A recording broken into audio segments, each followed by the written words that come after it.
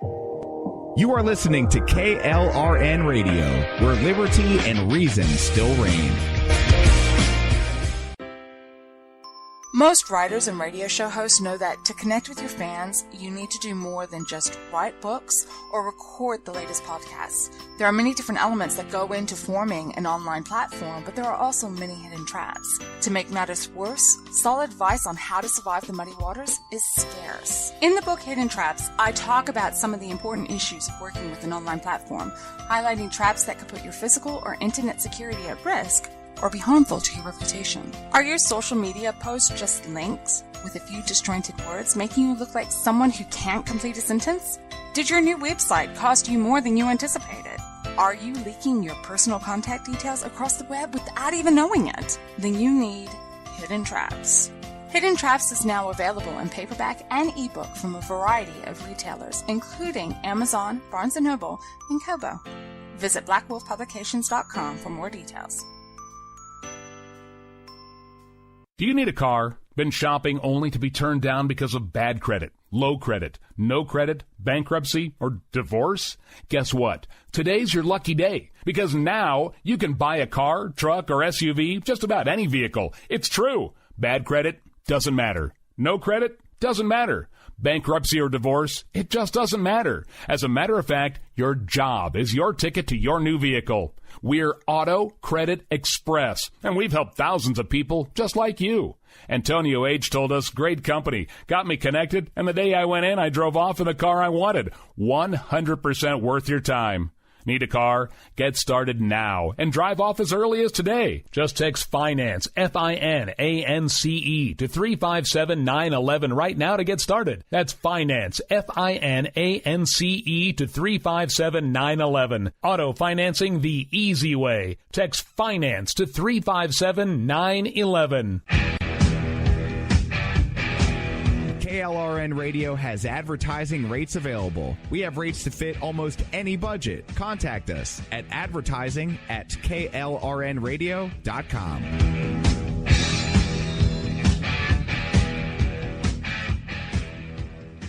Everyone loves liberty. Our rights come from God, not the government. So why are you letting other people tell you what's best for your health care? Exercise your freedom with Liberty Health Share. Liberty Health Share is a community of people who voluntarily share one another's medical costs. Liberty Health Share is founded on the idea that most people truly want to help one another. Healthcare sharing allows members to do just that as a true community that supports one another in times of need. Liberty believes people should make decisions for themselves and their families. Members are able to take back the freedom to make their own decisions about their health care. Freedom from guilt or doubt about how your money is used. You have the freedom to direct your health care, not to be dictated to by bureaucrats. Stop letting others tell you what to do and join a community of like-minded people. Exercise your freedom. Join Liberty Health Share and take back the control of your health care while helping those around you. Call Liberty at 855-58-LIBERTY. Again, that's 855-58-LIBERTY for more information, or you can check them out at libertyhealthshare.org. Again, that's libertyhealthshare.org. My son was in the Army back during Desert Storm, but even then he wanted an MBA. He looked at a dozen schools, but only one offered the online education and flexibility he needed while he was in a tent in Iraq. Grantham University. Turns out that Grantham's been delivering affordable, relevant college and advanced degrees for over 65 years. Heck, if they can deliver a quality education to a soldier in a tent overseas, think about the flexibility Grantham can offer you so you can earn your degree too. It doesn't matter how complicated or full your life is. If getting a degree is on your bucket list, you'll want to do what my son did. You'll want to call Grantham. Find out how easy it is to get started on your education so you can check that college degree off your bucket list. Call Grantham right now. 800-910-1370. That's 800-910-1370. Flexible, affordable, relevant. Call 800-910-1370. At St. Jude, a family never sees a bill at all. It's like the world has been lifted off of your shoulders. St. Jude Children's Research Hospital. Finding cures, saving children. Learn more at stjude.org. Name you need to know. Robert Half. Robert Half custom matches our candidates to your specific hiring requirements by combining personalized service from local staffing experts with an advanced matching technology based on 70 years of successful placements. For highly skilled accounting, finance, IT, legal, marketing, or administrative staffing, count on Robert Half. We'll find you productive, engaged employees. Learn more at roberthalf.com/radio. On your favorite nutritional supplements at Meridian Avenue Nutrition, 1321 North Meridian Avenue. Garden of Life Probiotics, meal replacements, multivitamins and enzymes, Nordic Naturals Omega-3 fish oil, noni, goji, elderberry, and aloe vera juice, herbal remedies in both capsules and liquid tinctures, Immune Tree 6 colostrum, Limu Z6. Stop at Meridian Avenue Nutrition, 1321 North Meridian Avenue, or call 943-6000 or 800-221-4973. We now have Kratom and CBD oil.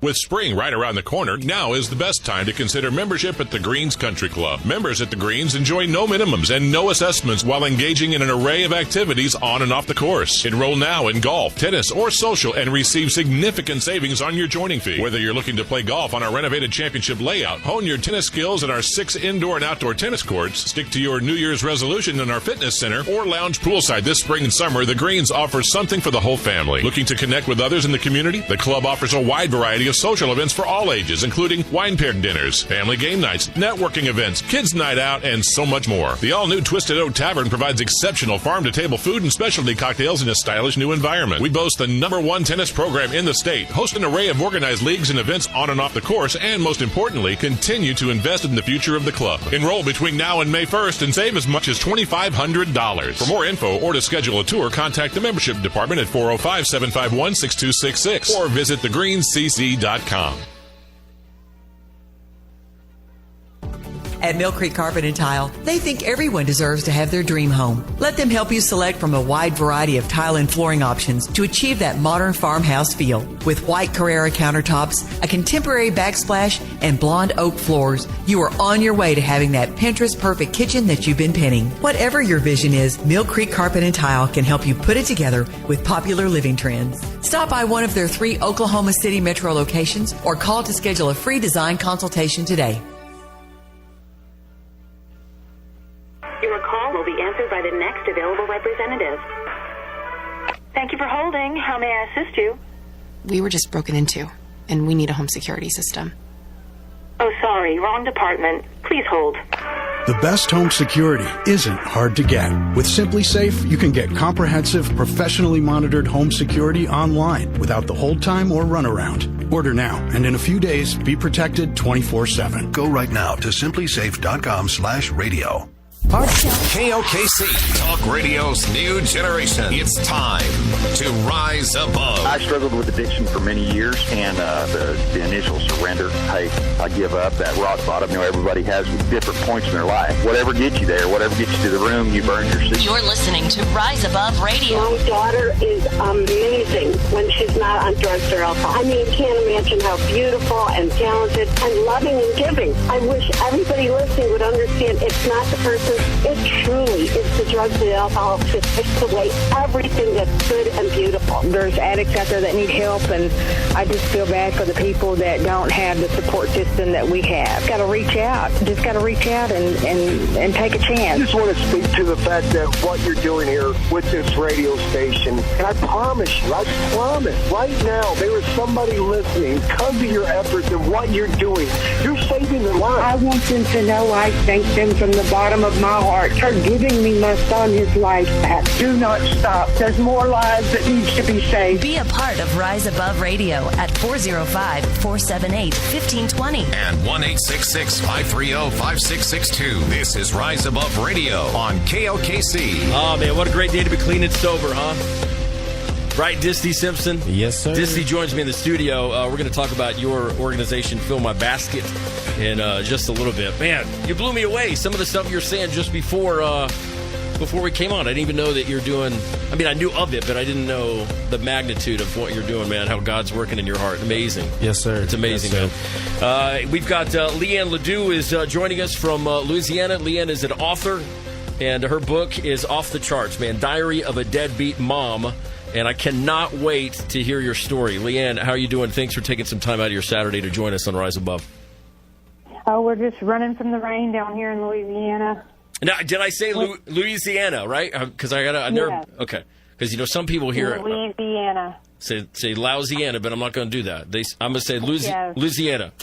Louisiana, yeah. Man, what a rock star you are. So, I have a heart for recovery. My heart bleeds for the ones still out there, bleeds for the families of those still out there. And, that's why I do what I do. That's why I take time to share my story. And,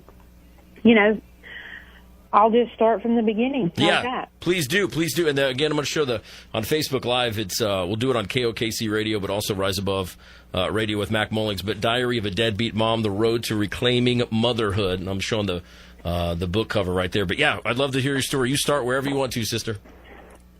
When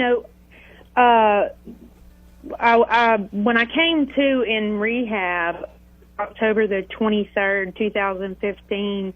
I had been a witness to a crime with a drug cartel that had pretty much forced me to get out of town because, I was running for my life. And what I didn't realize, though, was that I needed drug rehab. I was running for my life, but I'd been, for the past 10 years, drinking a fifth of liquor a day, smoking 3 blunts a day, I was a complete mess. The 10 years before that, I was a stay-at-home mom. My 5 and 3-year-old knew nothing but me being at home with them, and I got pregnant with twins who passed away when I was about 5 months pregnant, and that's what started the 10 years of madness. When I lost those babies, I went downhill from there and just decided that I wanted to cover the pain up with drugs. I was introduced to crystal meth, and I decided that I wanted to be in the club and chasing men and chasing a high. And later in recovery is where I've been able to realize that emotional pain, and I had a doctor once tell me, Dr. Trent Langhofer, he told me how emotional pain is not biodegradable. We have to do something with it. And in recovery, that's what we don't even realize. I didn't realize that I had so much emotional pain that I hadn't dealt with. I had an abortion at 16 years old. I got pregnant by a 28-year-old drug dealer. I had lost these 2 twins, and I'm just trucking along. People think I'm crazy. She's this drunk. She's got all these issues. You better watch out when Leanne's around because you never know what's going to happen. She's got a short fuse. She's off the rails. Yeah. Yeah. You just never know what's going to happen. The night could go really great, and she could be the life of the party, or she might end up in a jail cell. I mean, you just never know. Right. But one of my best friends, Brenda, she always says, bleeding people bleed on others, and that just makes so much sense, is that, I was just bleeding on everyone around me. Anyone that was in my life, if you were in my life, you had a chance that you were going to get some blood on you because I was a complete mess. So during that 10 years, I pretty much checked out on motherhood with the 3-year-old and 5-year-old. There were empty promises. I'll be at your birthday party and not show up, or I'm going to get you this and not show up. I'd go months at a time without seeing my children. Yeah. Thank God they had a dad that, stepped in, and, they had a great life. My parents stepped in, and they knew my side of the family just like as if I were there. Thank God for that. But there's holes in in those 2 children's life that always have to be tended to and whatever. But then somewhere along the line too, I started getting into violent relationships. That's something that us women in recovery, because we are traumatized or hurting. We, somewhere along the way, find it okay to be in abusive relationships. Me, I was just as much the abuser as I was abused. I mean, I was a psychopath. You better believe I was. I would sometimes say, oh, so-and-so beat the tar out of me, but the other side of the story was that I'm the one who came at him, blazing wide open, you know? Where'd your frustration come from? What would it come from? Well, that's the thing. When I did go visit Trent Langhofer, I had been sober probably about 9 months, and I had just gotten Jack was 3 at the time. I had just gotten him back, and I went to see him because I was so angry. I'm like, I've been sober 9 months. I've already done the Celebrate Recovery Step Study. And I'm sitting here and I'm telling him to come to the room to clean up his toys, and he doesn't come right then. Right, I want it now. Screaming. Yeah. I'm screaming at him like, why am I so mad? Why am I so angry?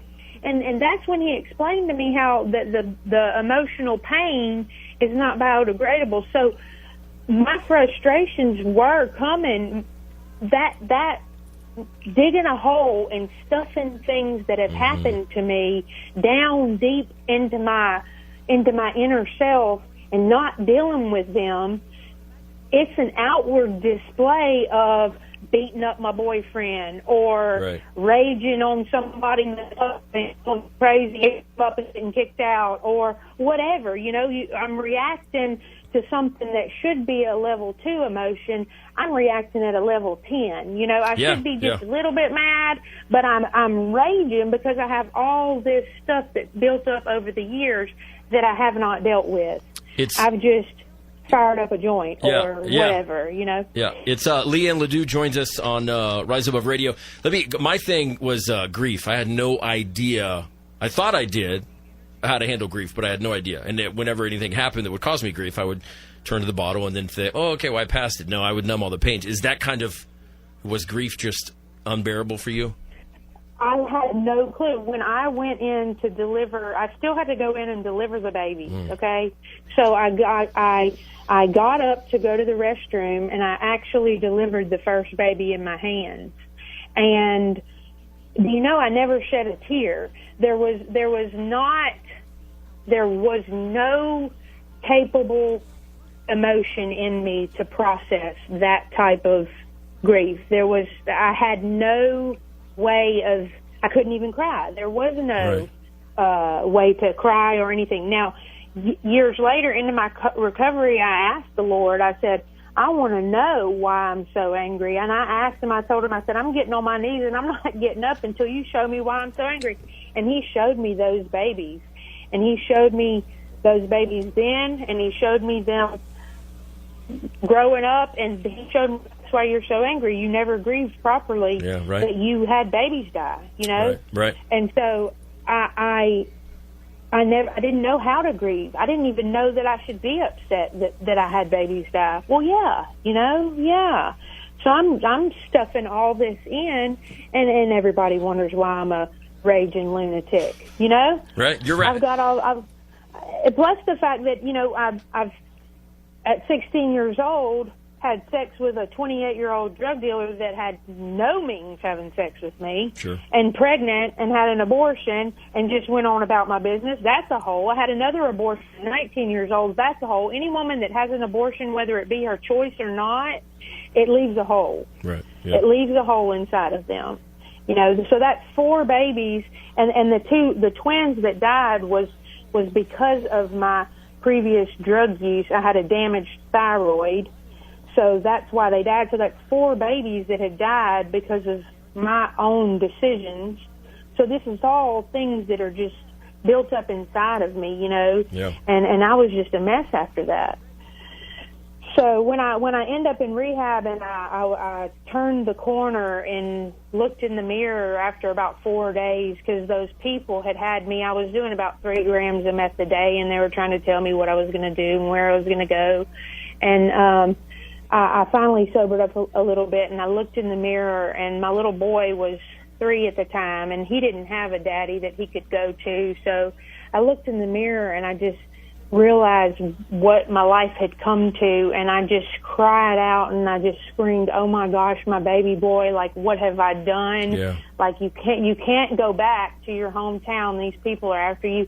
Your life has completely. I owed $14,000 just to the DMV alone, just to get my driver's license back. Yeah. I had DWIs in 2 parishes. We have parishes down here in Louisiana, by the way. I had DWIs in 2 parishes. I owed money to here. I mean, it was closer up to the tens of thousands of dollars that I mean, the mountain in front of me was so tall that at that very moment, standing in that mirror in treatment, I just knew that I had to die. That was it.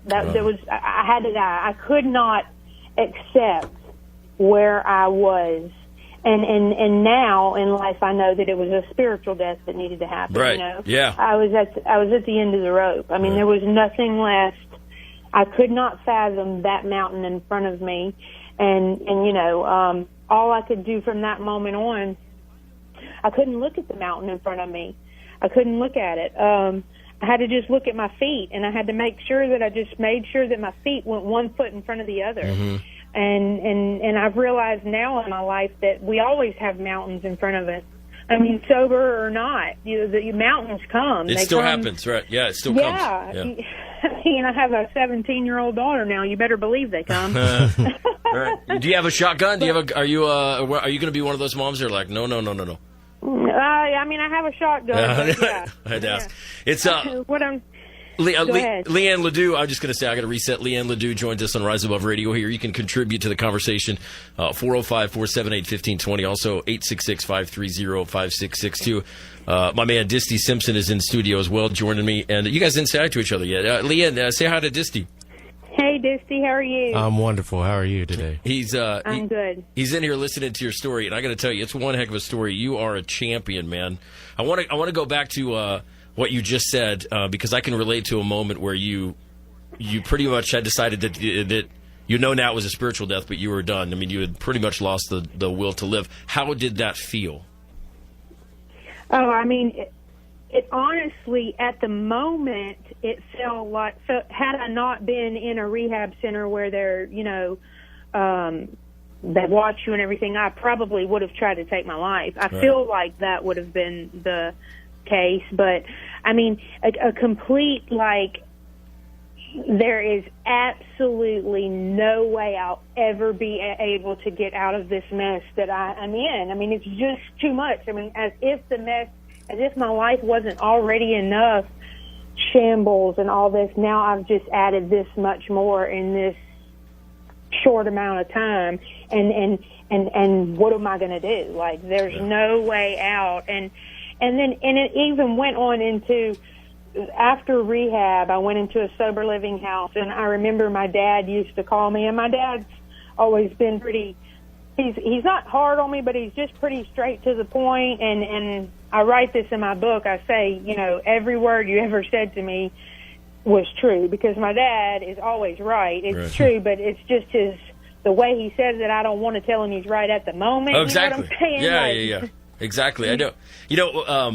Yesterday was 2 years since my grandfather passed away, and kind of the same thing, man. He was one of those cats that a big regret you would have is that he would offer you just millions of dollars worth of advice, and you would never take 5 cents of it. You know what I mean?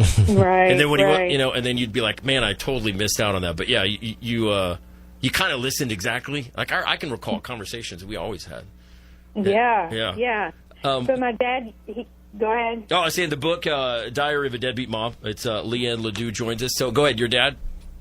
Yeah, he would call me when I was in the sober living house, and he would just, you need to, when are you going to do this, and this, and you need to do this, and this, and I would just, the mountain seemed so huge. I was still baby steps, going to the court and getting this deferred and this, but the mountain just still seemed so huge. And at that end of the living house, I watched the movie War Room. I don't know if y'all have seen that movie. If you haven't, you need to check it out. I haven't seen it, but I know of it, yeah. Yeah, well, she talks about making lists, and she puts her prayers up in her little prayer closet, And I started doing that right then and there. And I'll tell you, this has followed me. Anybody who follows me knows I talk about it all the time. But I started making lists, and I presented them to the creator of the universe. Like, this is what I need to do in my life. Like, I need to pay off these fines, and I need to do this, and I need to do that. And, like, this is what I need to do. And here, Lord, I need your help. And let me tell you something, that you better believe that I can look back at all these lists over my life, and they've all been checked off. But it's taken time, but as long as I looked at my feet, and not kept looking at the mountain, man, I'm never going to get over that mountain. Right. Man, it took a long time to eventually get there. Right. What was it on a daily surrender? I mean, to finally accept. Okay, and like my favorite part of the serenity prayer is take it as it comes, not as we would have it. I mean, geez, and that irritable, restless discontent. Like I was talking to somebody the other day about. For me, it was alcohol. It was my drug of choice, but I was explaining kind of a dry drunk. Man, you can go 3 decades without having a drop of alcohol, but you can still be irritable, restless, discontent, white knuckling it. And but so your surrender, how did it become a daily thing for you? How did you start to get into the flow of every morning surrendering it over? Well, it started about the same time as that, when I realized the power in writing. And I believe that we have power in our speech, and we have power in our thoughts. And I believe when we translate that power onto a pen and paper, that it just does something for our lives. And when I started writing every morning when I get up, and and people say, well, I don't know how to write to the Lord. Well, you sure did just send me a text message. That's what I say. It's the same thing. Like, my writing to the Lord isn't who art thou and all that. It's not. It's just straight up talking. And when I started doing that, that truly set the precedent for each day. But one thing else that, going along with what you just said, is I always like to just say it, is anybody can get sober. Well, the whole dry drunk thing, anybody can get sober, but can you actually, like, live your best life? Right. Can you actually thrive? Can you be, the best person that you can be? And one of the wisest things that I ever, revelation, whatever, is the understanding of a day, and that you're restored when you sleep. Like, I never make a rash decision without some form of sleep, whether it be a nap or whether it be a night's rest, because our bodies just aren't equipped to, we need rest, whether it be a whole night, like I said. But that is so important, because I myself realize that, man, like, I'm cranky. Why am I being this way? Right. And what's going on? Oh, man, I need to take a nap, And it's just the truth. It really is. Like, why do you think crazy things happen at night? Exactly. And it's the accepting part, too. I mean, like, all my flaws and everything I accept. I know me. Like, I told my wife one day, I'm just going to go stare at the grass. I got to just check out for a second. Sometimes you got to do it. I'm annoyed. It's not right. I got to go. I can't. And what you're saying about, the mountain that you felt like you were facing, and Disty, I know you can relate to this too, but just in general, it doesn't matter what it is, how the size of the mountain, but, that addict mentality for me is I want it now. I want it now. So I want that resolved. I want this now, and I want, and then when we don't get it, then it's, oh.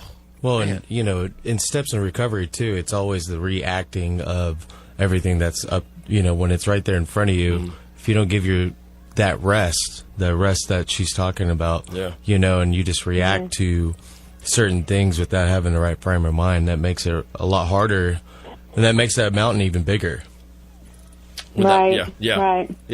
And I love what you said too, is it's not about, for me, it's really not about going without the physical alcohol. For me, it's all the other. I mean, I don't want to say that's the easy part, but kind of, the hard part is dealing with things, where as they come, and then not having that to fall back on, Yeah, I mean, I was asked, I went into a recovery center the other day, and somebody asked me, how do you stay sober? Like, it was one of the clients, like, I can't see myself staying sober. And I said, well, once you deal with all of your past hurts, I don't need to get high anymore. I don't need to get drunk anymore. Like, I don't even want to get drunk. Like, I have too much to lose now, and I've built my family back and my life back, and then I deal with life as it happens now, and and I'm aware of my surroundings. And wait, hold up,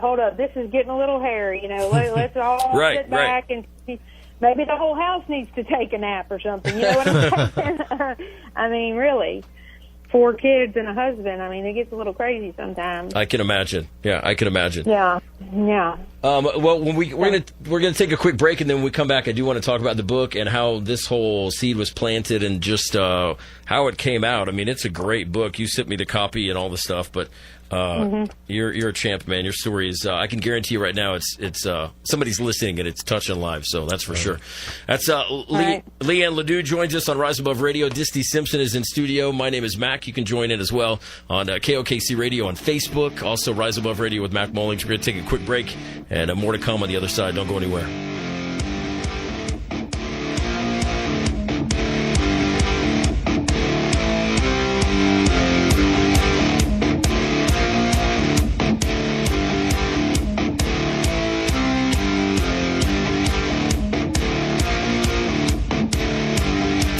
KOKC. OKC hosts its 52nd annual Angels and Friends celebration on Wednesday, April 24th at Civic Center Music Hall.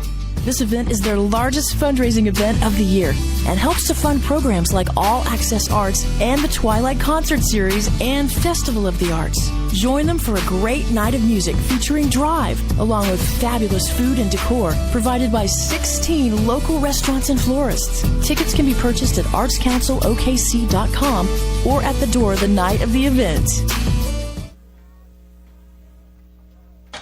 Come on, kids. We're late. Honey, the car won't start. Mom, the dog just sat on my science project. Life can be stressful, but getting life insurance shouldn't be. That's why there's Ethos.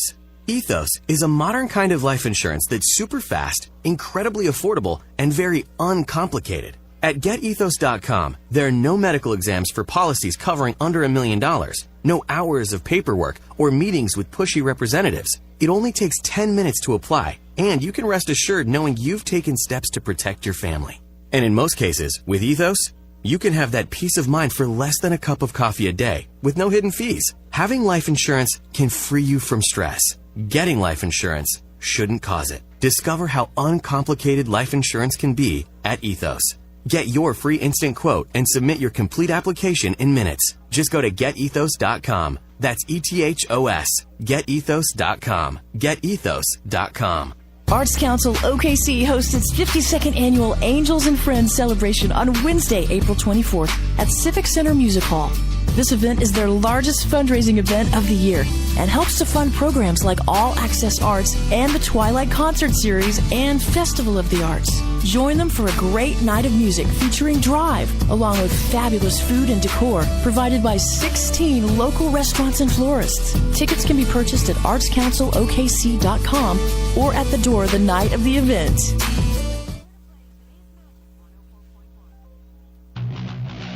Are you ready for FlexStack Advanced?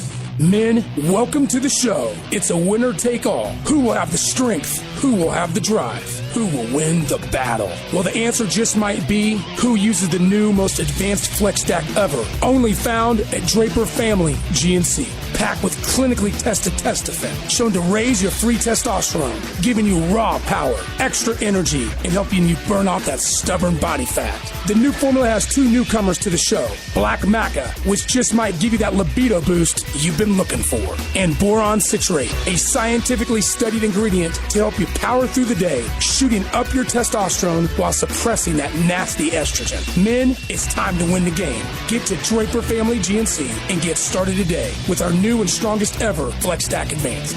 On the north side, visit the May and Hefner GNC. On the south side, come by the I-240 location at Penn and Western.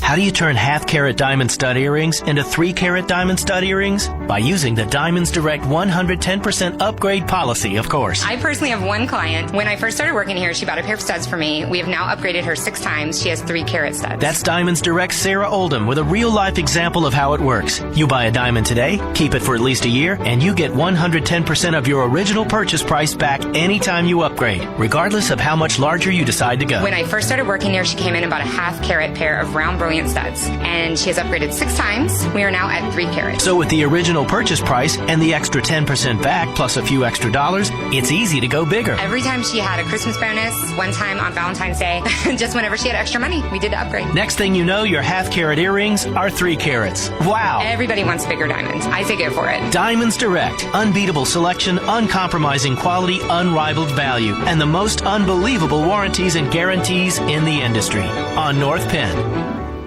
KOKC.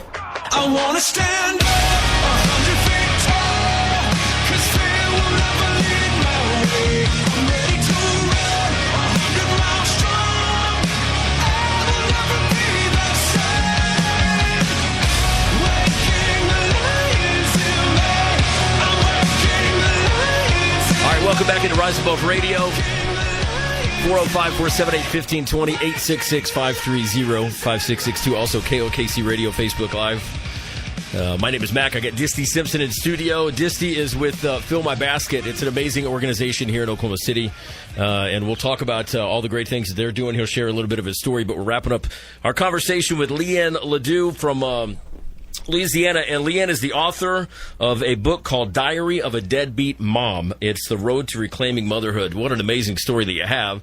And how was the seed planted to write? I mean, not only did you get clean and sober, as you mentioned, in the previous conversation, you had a mountain of, debt, honestly, and different things, and then you get to where you're going to write a book, and that's a lot of self-inventory that you have to encounter. How did that go?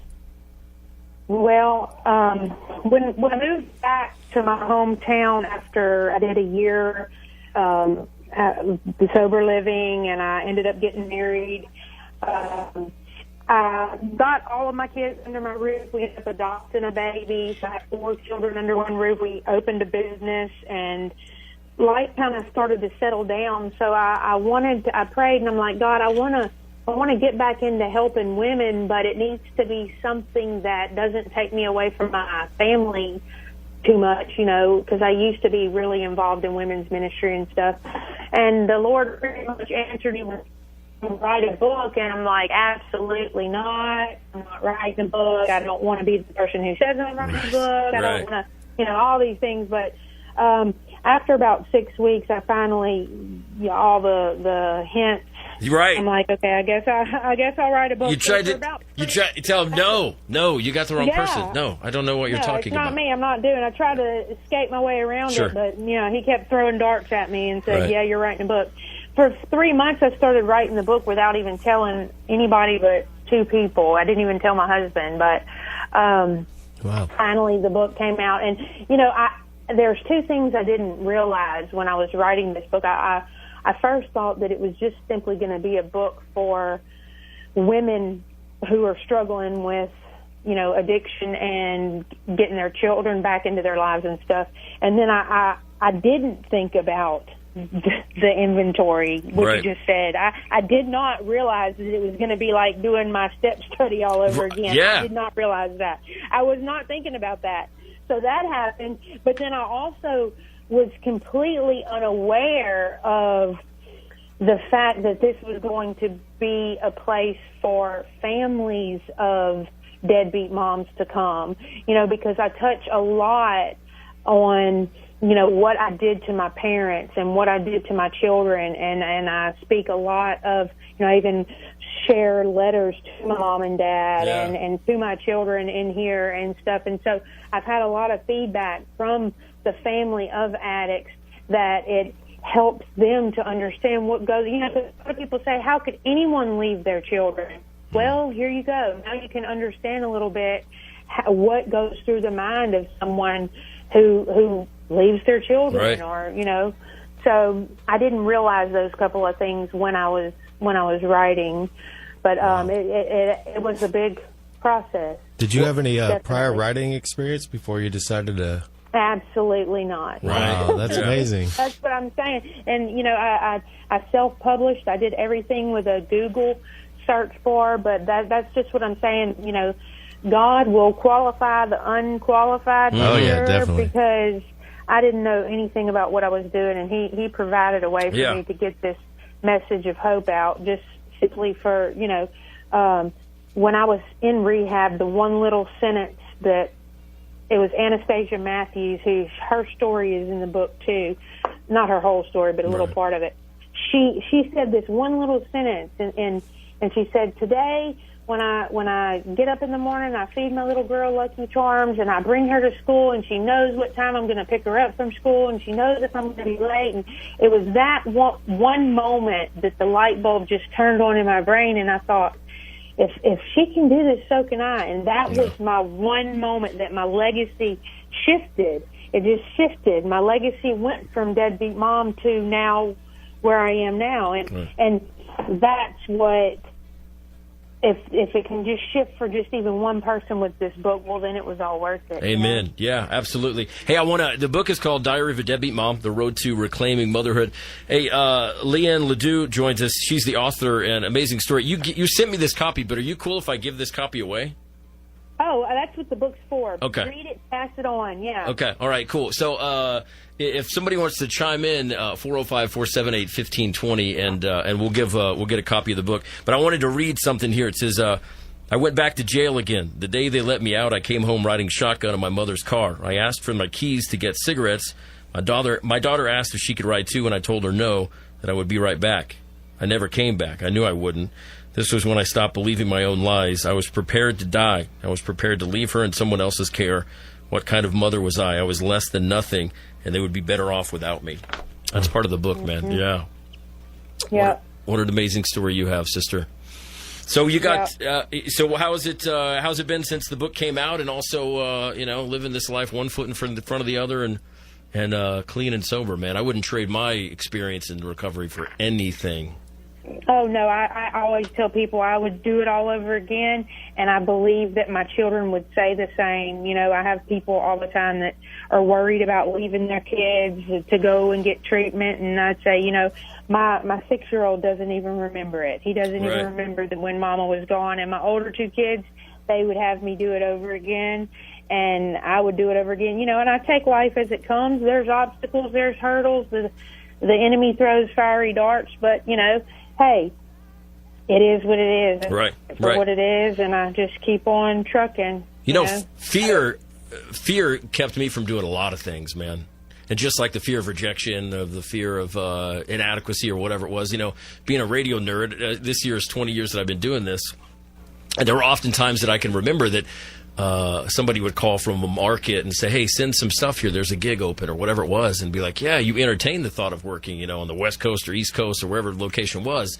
But then there's that doubt going, oh, I wouldn't be good enough. And so it's that and other things, man. Fear. Mm-hmm. I always say fear is one of the most valuable arrows in the quiver of the enemy, man, because when they strike it, everything else can kind of trickle down. But it's pretty nice to not have to really.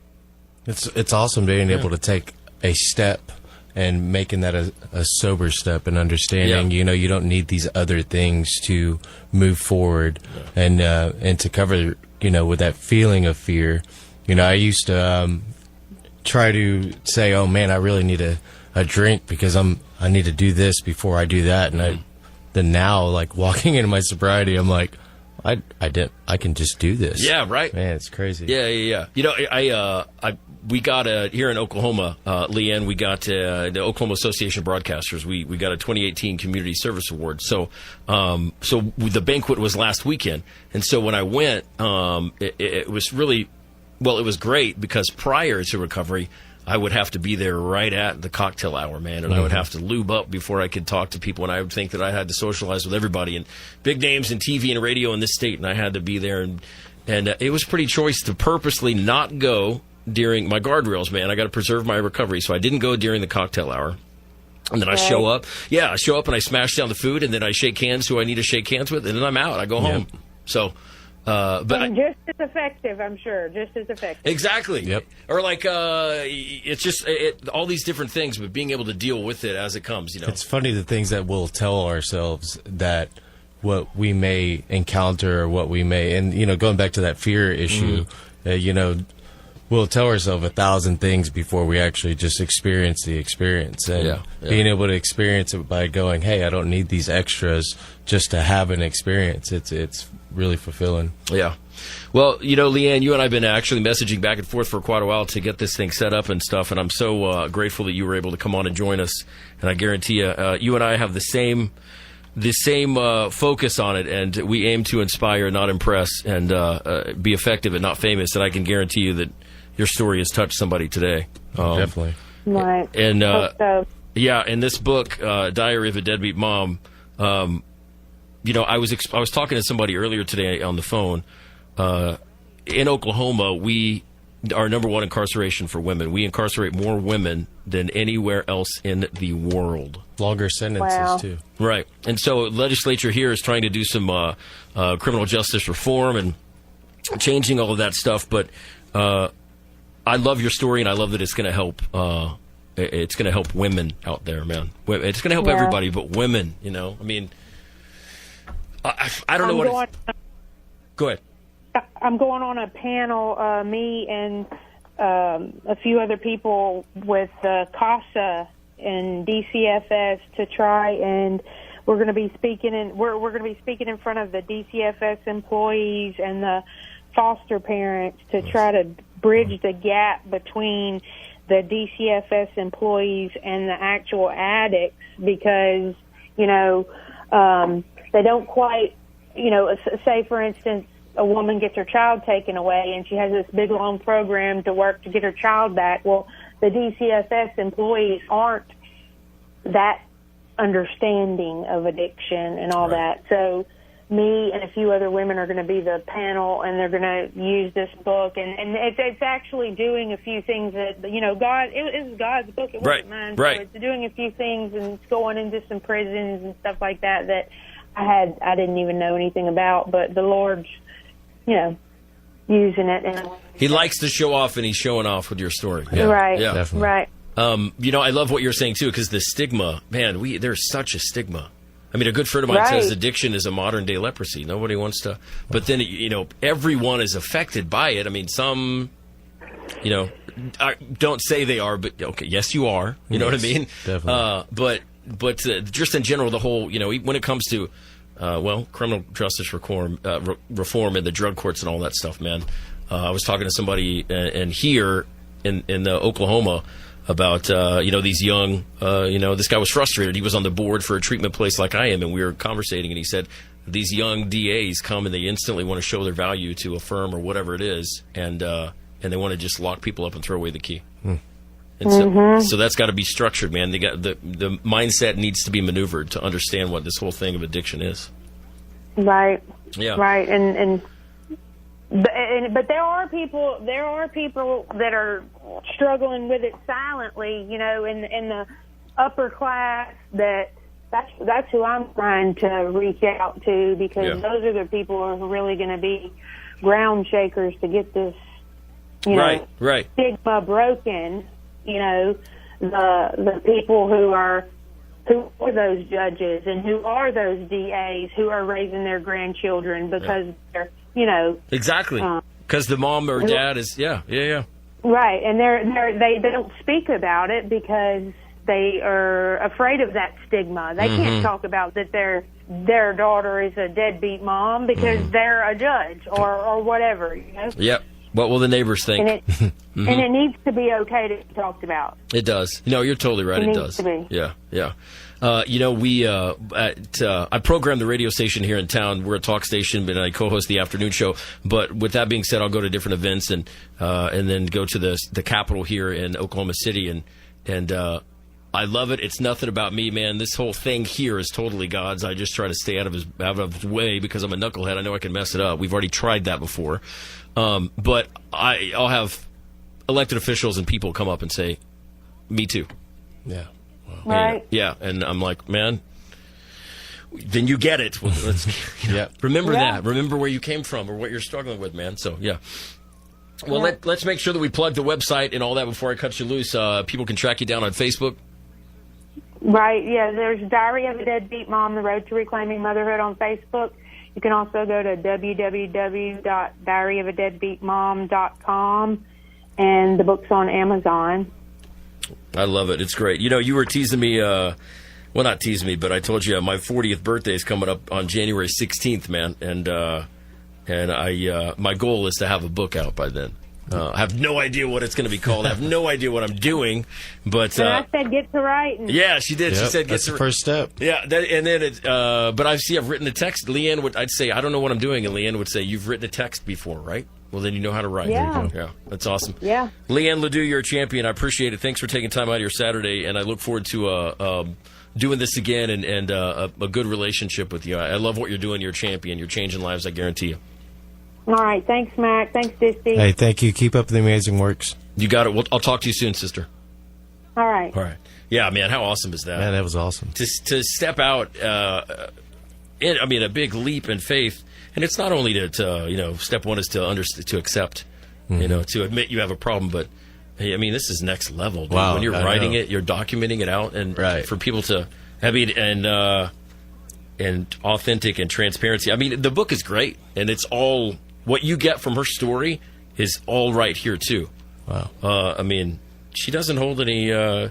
People think I'm a little bit of a nut because on the show and talk about my struggles and everything too. It's like, man, are you? Even more so when, like my wife will come in. Like, are you crazy giving your wife a microphone to talk about how much of a knucklehead you were back in the day or whatever? But anyway, to be acceptance is a big thing, man. Right. It's a big step. Yeah, because again, you and I have talked also.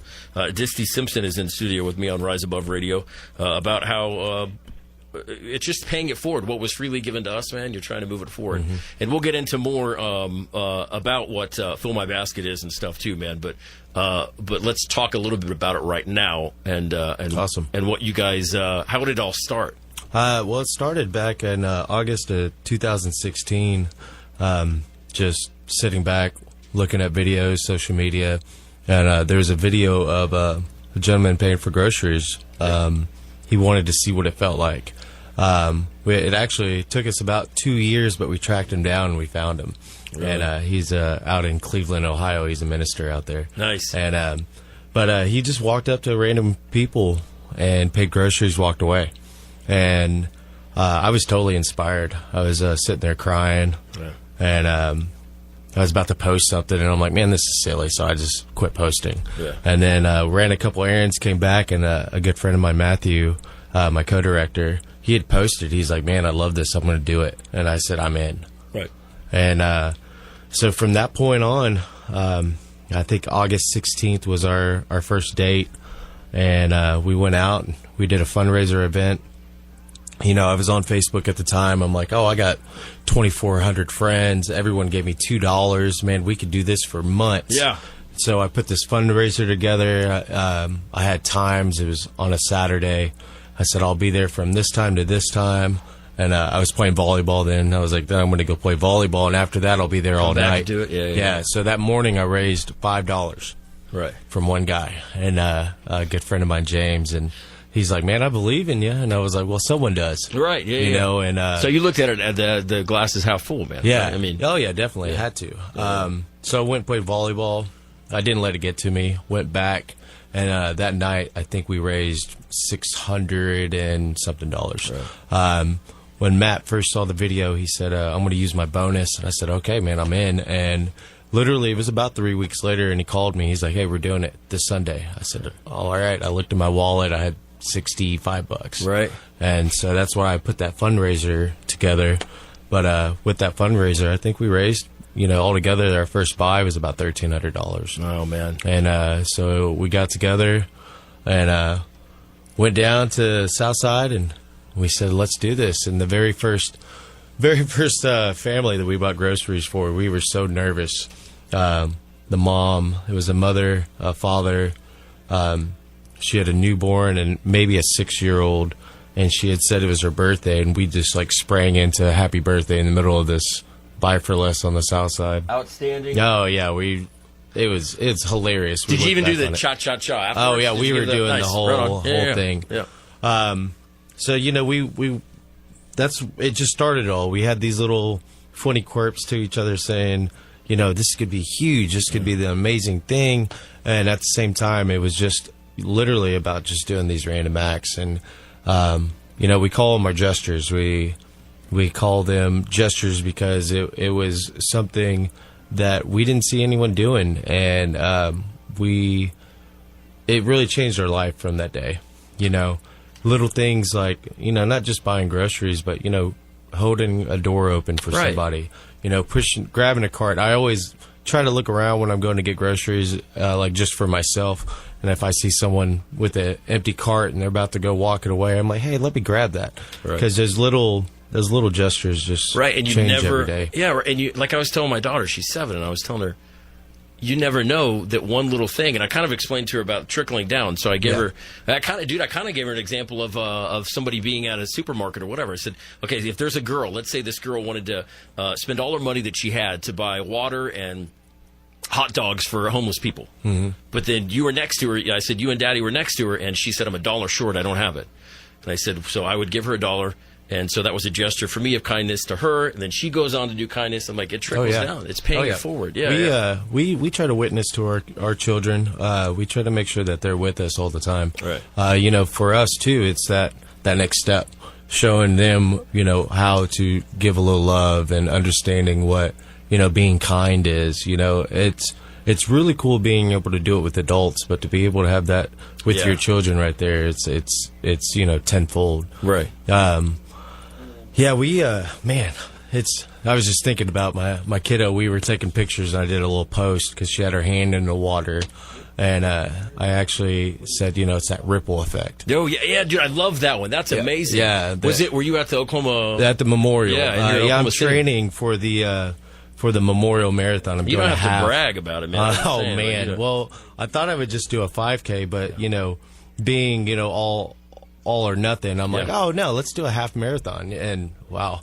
So yeah, I've been trying to train for that. And that picture, can I share that photo? Oh yeah, I love that. Okay, on KOKC Radio is where, and I have the Facebook Live. It's on Rise Above Radio with Mac Mullings. But that picture speaks volumes. Yeah. I love the caption that you said because there's ripples going. Yeah, from it. I wanted I took her with me because I wanted her to see that and kind of explain why I was running, but also explain where we were at and give her a little history of the city. And man, that was a Friday. It was a blast. We went around downtown, and that moment right then was really big for her and I. Yeah.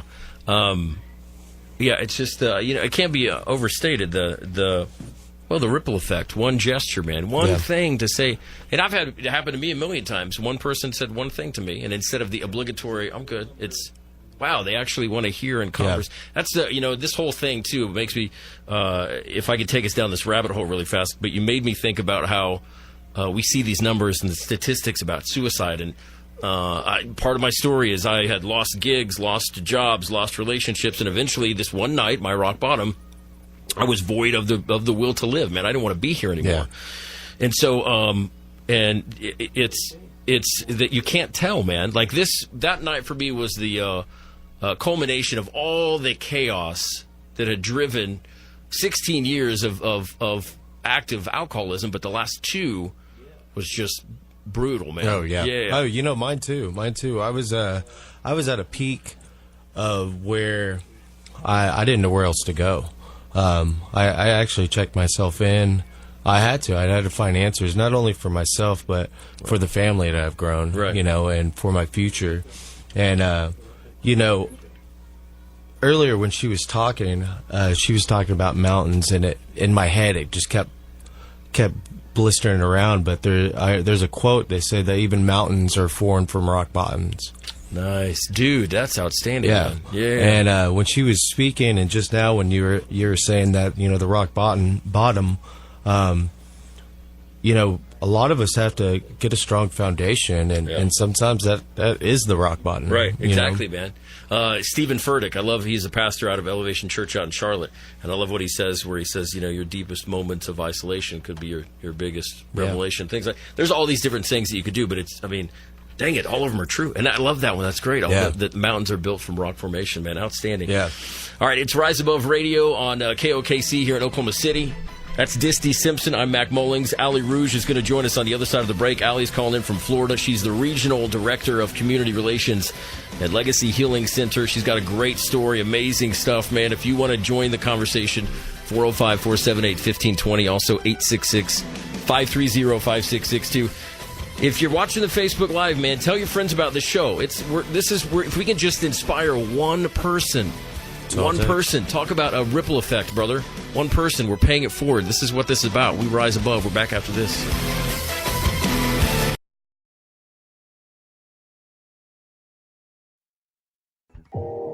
You are listening to KLRN Radio, where liberty and reason still reign. Most writers and radio show hosts know that to connect with your fans, you need to do more than just write books or record the latest podcasts. There are many different elements that go into forming an online platform, but there are also many hidden traps. To make matters worse, solid advice on how to survive the muddy waters is scarce. In the book Hidden Traps, I talk about some of the important issues of working with an online platform, highlighting traps that could put your physical or internet security at risk or be harmful to your reputation. Are your social media posts just links with a few disjointed words, making you look like someone who can't complete a sentence? Did your new website cost you more than you anticipated? Are you leaking your personal contact details across the web without even knowing it? Then you need Hidden Traps.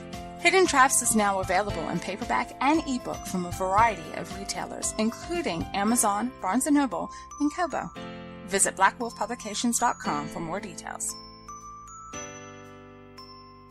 Do you need a car? Been shopping only to be turned down because of bad credit, low credit, no credit, bankruptcy, or divorce? Guess what? Today's your lucky day, because now you can buy a car, truck, or SUV, just about any vehicle. It's true. Bad credit doesn't matter. No credit doesn't matter. Bankruptcy or divorce, it just doesn't matter. As a matter of fact, your job is your ticket to your new vehicle. We're Auto Credit Express, and we've helped thousands of people just like you. Antonio H. told us, great company, got me connected, and the day I went in, I drove off in the car I wanted. 100% worth your time. Need a car? Get started now and drive off as early as today. Just text FINANCE, FINANCE, to 357-911 right now to get started. That's FINANCE, FINANCE, to 357-911. Auto financing the easy way. Text FINANCE to 357-911. KLRN Radio has advertising rates available. We have rates to fit almost any budget. Contact us at advertising@klrnradio.com.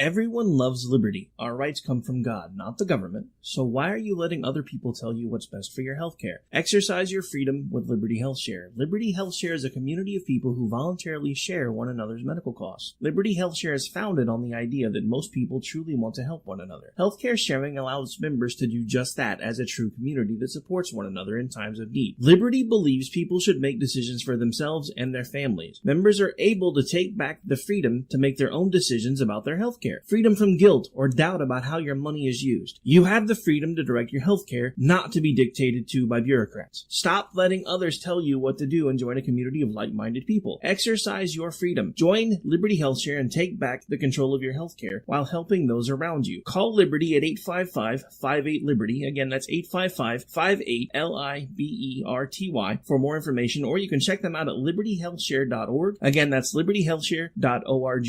My son was in the Army back during Desert Storm, but even then he wanted an MBA. He looked at a dozen schools, but only one offered the online education and flexibility he needed while he was in a tent in Iraq. Grantham University. Turns out that Grantham's been delivering affordable, relevant college and advanced degrees for over 65 years. Heck, if they can deliver a quality education to a soldier in a tent overseas, think about the flexibility Grantham can offer you so you can earn your degree too. It doesn't matter how complicated or full your life is. If getting a degree is on your bucket list, you'll want to do what my son did. You'll want to call Grantham. Find out how easy it is to get started on your education so you can check that college degree off your bucket list. Call Grantham right now. 800-910-1370. That's 800-910-1370.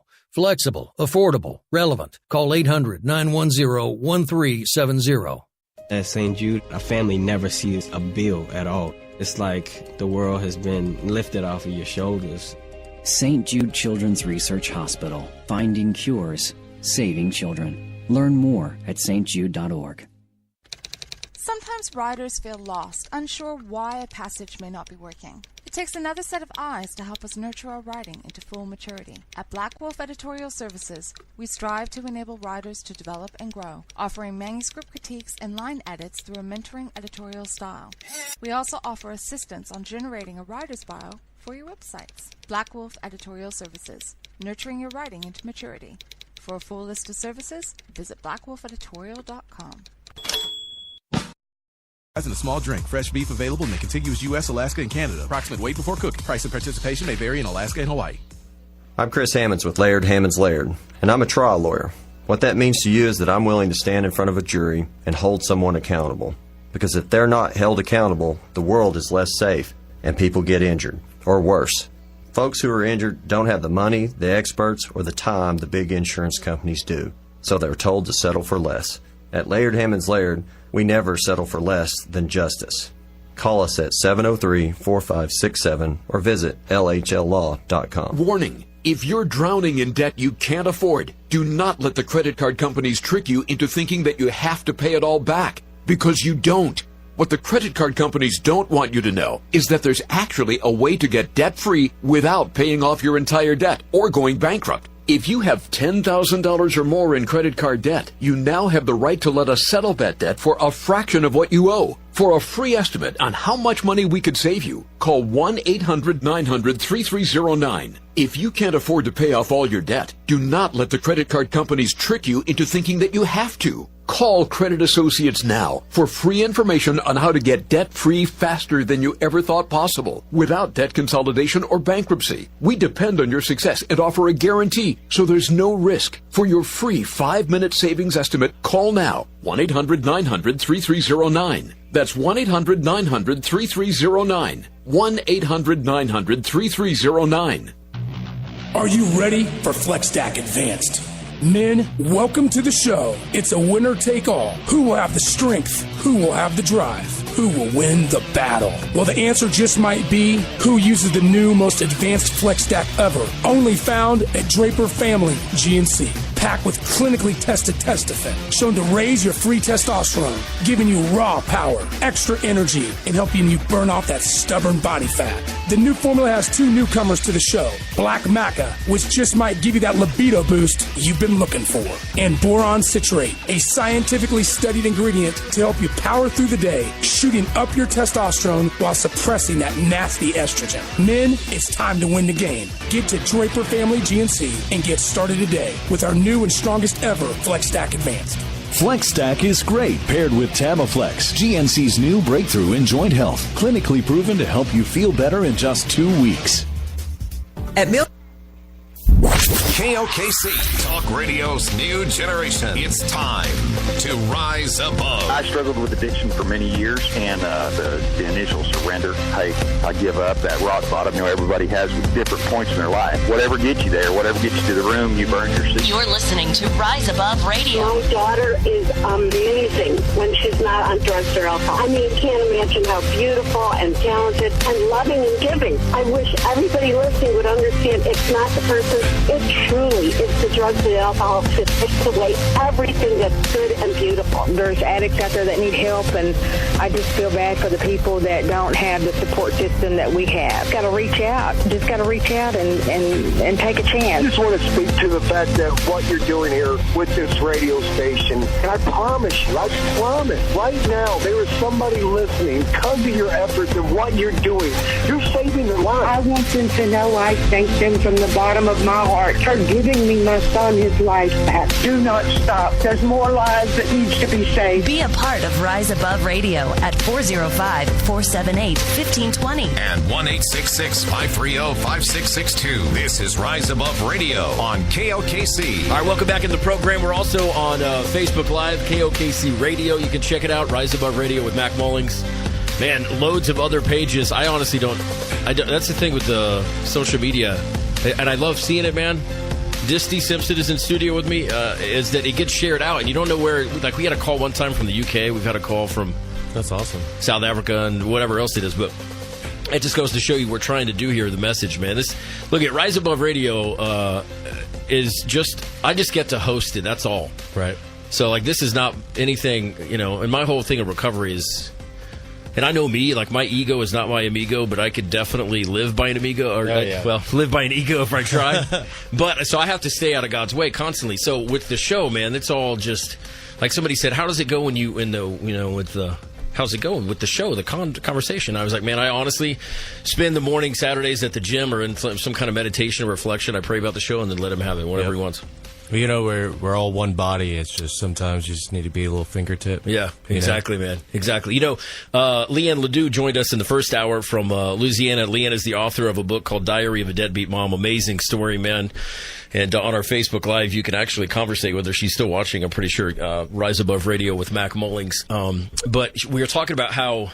Yeah, dealing with life as things come, you know, and she still said the trials and the challenges and everything still happen. Things just don't get better all of a sudden, you know, but it's a much better way to look at things as they come.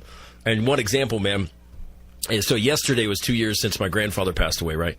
When his bride, my grandmother, passed Mother's Day, around the day before Mother's Day in 2016, man, I was in the middle of my active addiction with alcohol. I drank the morning of the funeral. I spoke at the funeral. I drank the end. So when Granddad passed away, I had just under 4 months of sobriety, right? And so I posted yesterday about this, but I was able to be present, man. It's a tragedy, man. He's passing away, but there was, you know, beauty in it and stuff. One of those things, you know, bittersweet, if you will. And so, you fast forward a couple months later, and it was my turn to go over through his closet, right, and look at all this stuff. And so I pulled up and recognized, man, that I was like, this is the prime. Example, Exhibit A of where Mac would drink because uncomfortable, anxious, you know, brought up sadness and all kinds of different stuff. But yeah, I said a little prayer in the car before I went in, man. I go in there and still feeling, you know, all those feelings, of course. But you know what was really cool is the more that I touched my granddad's stuff, the more comfortable I felt, the more peace I felt. And I had a dream about him that night where he came to visit me, man. Oh, wow. Yeah. And it was even like, and so it was funny because I'm grabbing his socks and all these different things. And all the things, man, all these different things. And so it was a piece of comfort. But all I said was, you know, God, I know you're with me. Stay with me here and guide me through this because I'm not going to be very comfortable, but it's going to be all right. So and of course, everything fit. You know, as you would say, well, you don't make it much easier now. If nothing fit, you'd be like, I don't need to try it on. But everything fit of his, man. So anyway, it's just one of those stories that I call them God winks, but you know, God is always there if we just lean on him. Man. Allie Rouge joins us from Florida. Allie is man, she's got an amazing story also, but she is with the Legacy Healing Treatment Center, and you have the Facebook page, the movement called Addicted to Recovery. I love that. How are you? Hey, I'm good. Thank you guys for having me. Yeah, well, awesome. I'm glad you're able to take some time out on a Saturday. I know you're super busy, but we're hopefully gonna spread some hope and change some lives here. I guarantee you, we're going to. Definitely. So, yeah. What are you all plugged in with down? What's your title and what are you doing in Florida? So My title at Legacy Healing Center is Regional Director of Community Relations, and basically what that means is I provide resources to people in need.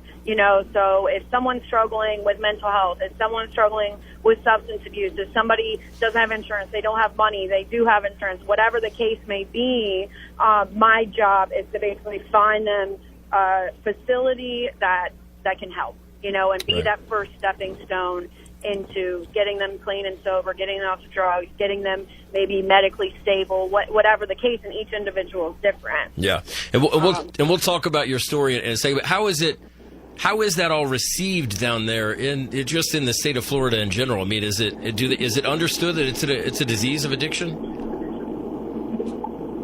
Yes, absolutely. So, I mean, we do live in a world, unfortunately, where there is, misguidance and things like that.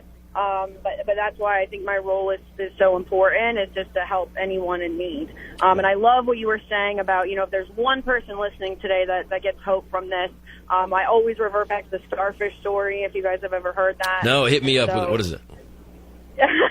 So there's a bunch of starfish on the beach, and they're washed up on shore, and this little kid, is grabbing the starfish and throwing them back in the ocean. And the grandfather says, son, why...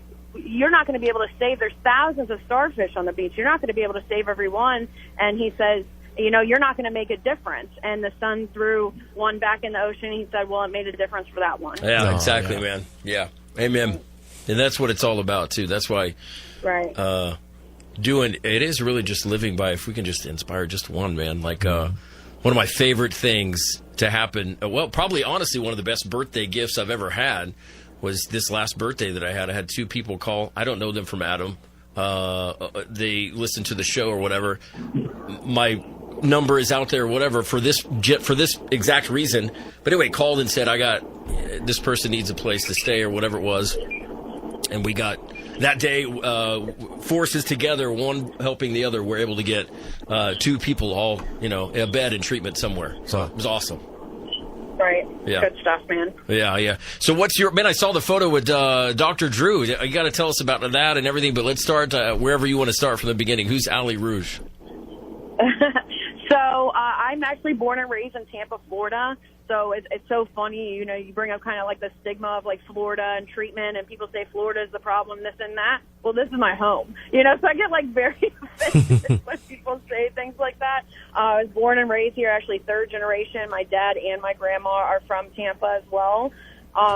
So yeah, I grew up and I like to think I'm what they call the new generation of addicts. Like I grew up in this amazing household. I had no childhood trauma. My parents were extremely loving. I was an only child, so I was spoiled rotten, and really no complaints. But what I can tell you is from a very young age, and it's funny, I was just talking to my friend about this earlier, is I never felt good enough, right?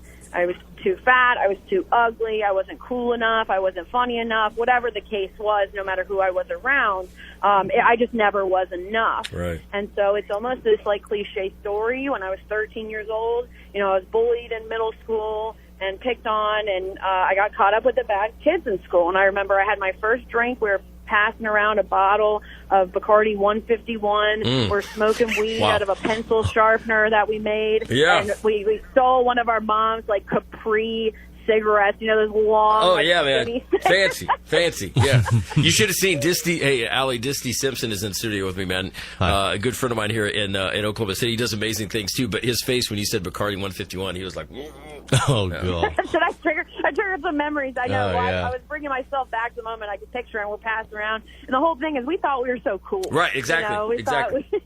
Now, did you feel like you had arrived? You were in a clique, man. You were accepted. You were part of this gathering. Absolutely. Yeah. And I hear a lot of alcoholics say, I had my first sip of alcohol and I had arrived. That wasn't necessarily how I felt. I didn't even really think it was the alcohol, because I don't even think I got drunk, to be honest with you.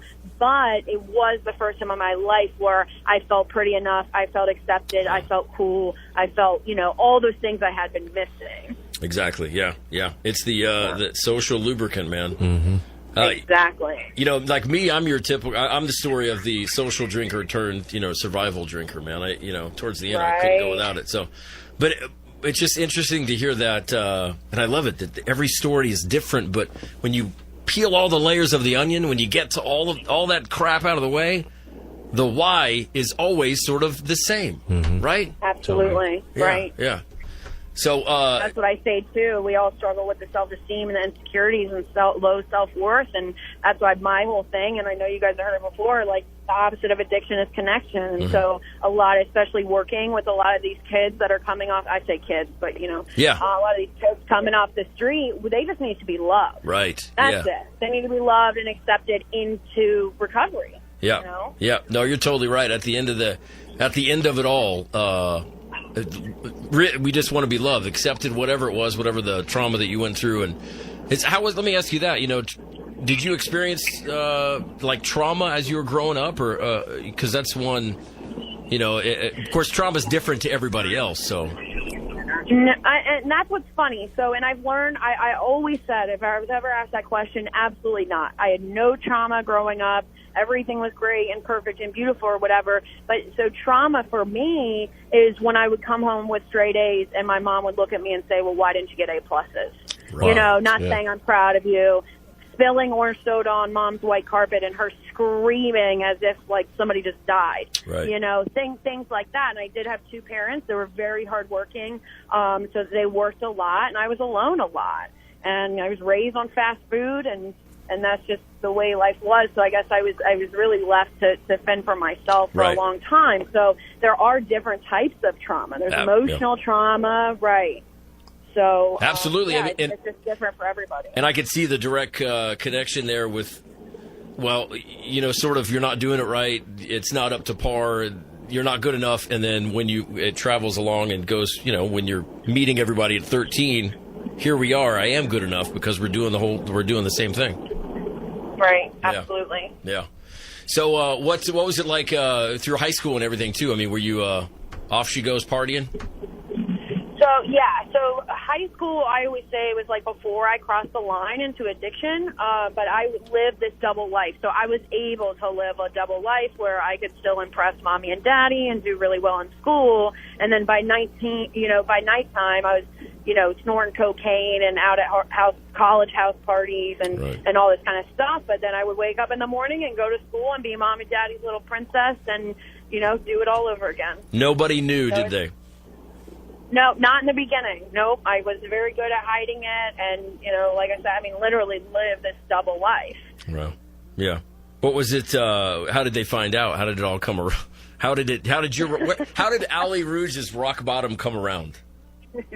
Rock bottom and how it all came around, I guess, are two different things. Sure. But when they found out was when, I went off to college and got a scholarship and everything. And, I was captain of my swim team, full ride scholarship to the University of South Florida in Tampa. I had these great things going for me. And by the time I was 19 years old, I was kicked out of school. I lost my scholarship. I was living in a motel room. And I think I was missing out on all these, family functions. I was always sick or I always, couldn't come or whatever. And so I think my parents didn't know to, what extent everything was going on. But that's, they finally found out. Yeah. Yeah.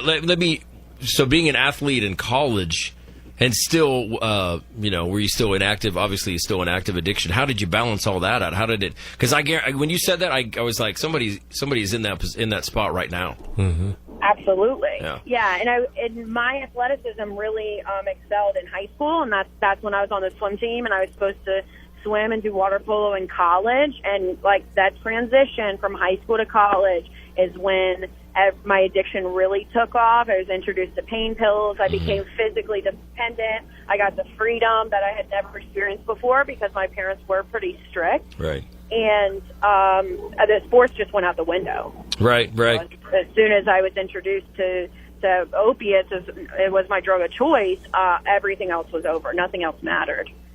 What was that sort of in the community that you were in, like the athletes and stuff? Was it sort of easy access to it?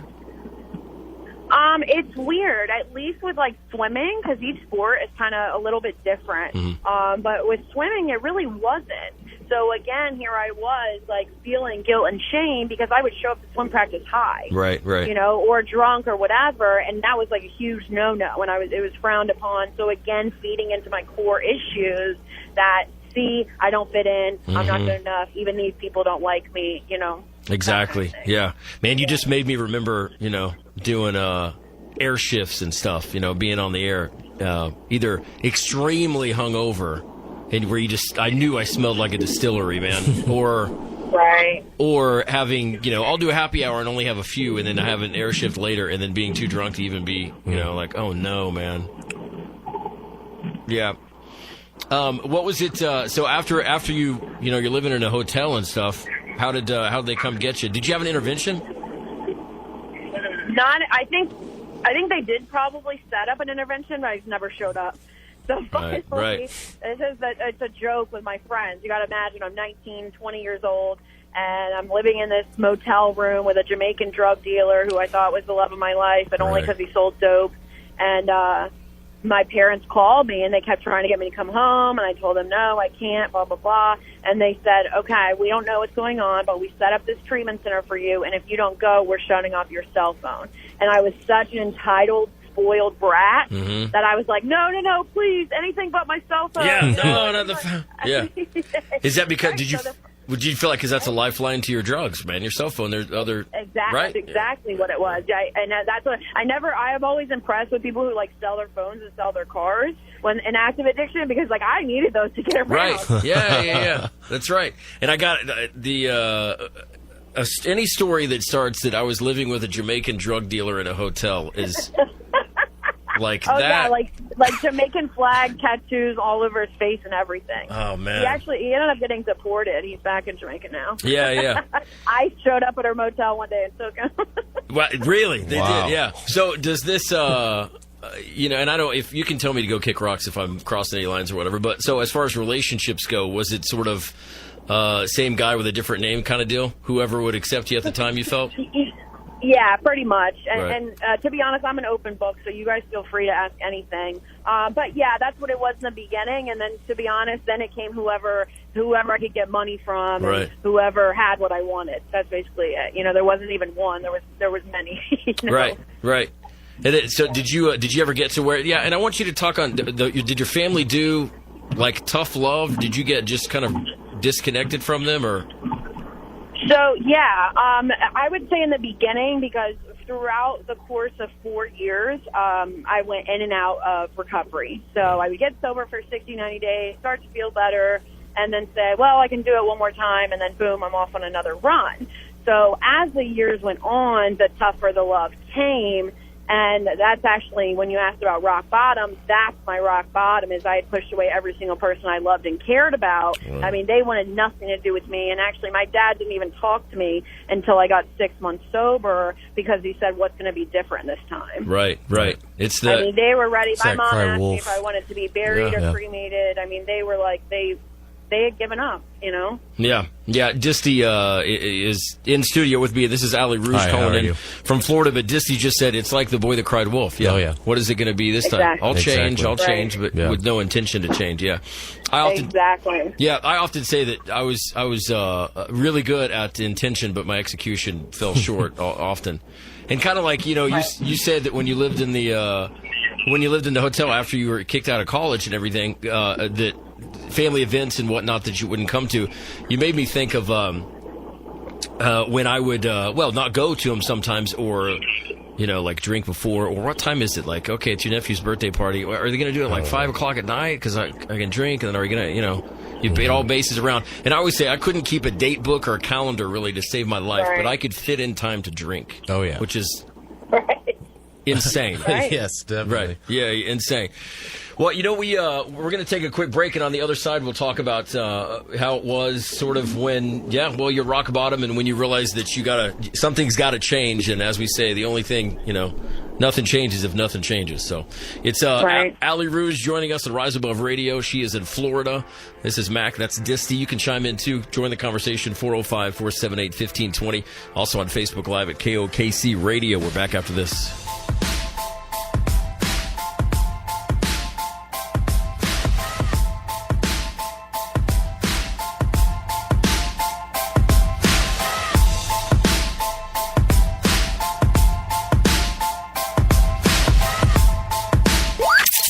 is KOKC. With spring right around the corner, now is the best time to consider membership at the Greens Country Club. Members at the Greens enjoy no minimums and no assessments while engaging in an array of activities on and off the course. Enroll now in golf, tennis, or social and receive significant savings on your joining fee. Whether you're looking to play golf on our renovated championship layout, hone your tennis skills in our 6 indoor and outdoor tennis courts, stick to your New Year's resolution in our fitness center, or lounge poolside this spring and summer, the Greens offers something for the whole family. Looking to connect with others in the community? The club offers a wide variety of social events for all ages, including wine paired dinners, family game nights, networking events, kids night out, and so much more. The all-new Twisted Oak Tavern provides exceptional farm-to-table food and specialty cocktails in a stylish new environment. We boast the #1 tennis program in the state, host an array of organized leagues and events on and off the course, and most importantly, continue to invest in the future of the club. Enroll between now and May 1st and save as much as $2,500. For more info or to schedule a tour, contact the membership department at 405-751-6266 or visit thegreenscc.com. 5, 10, 15. Stop! Stop on a dime! Join 10 Gym for a dime, only 10 cents by midnight this Sunday. Here's why.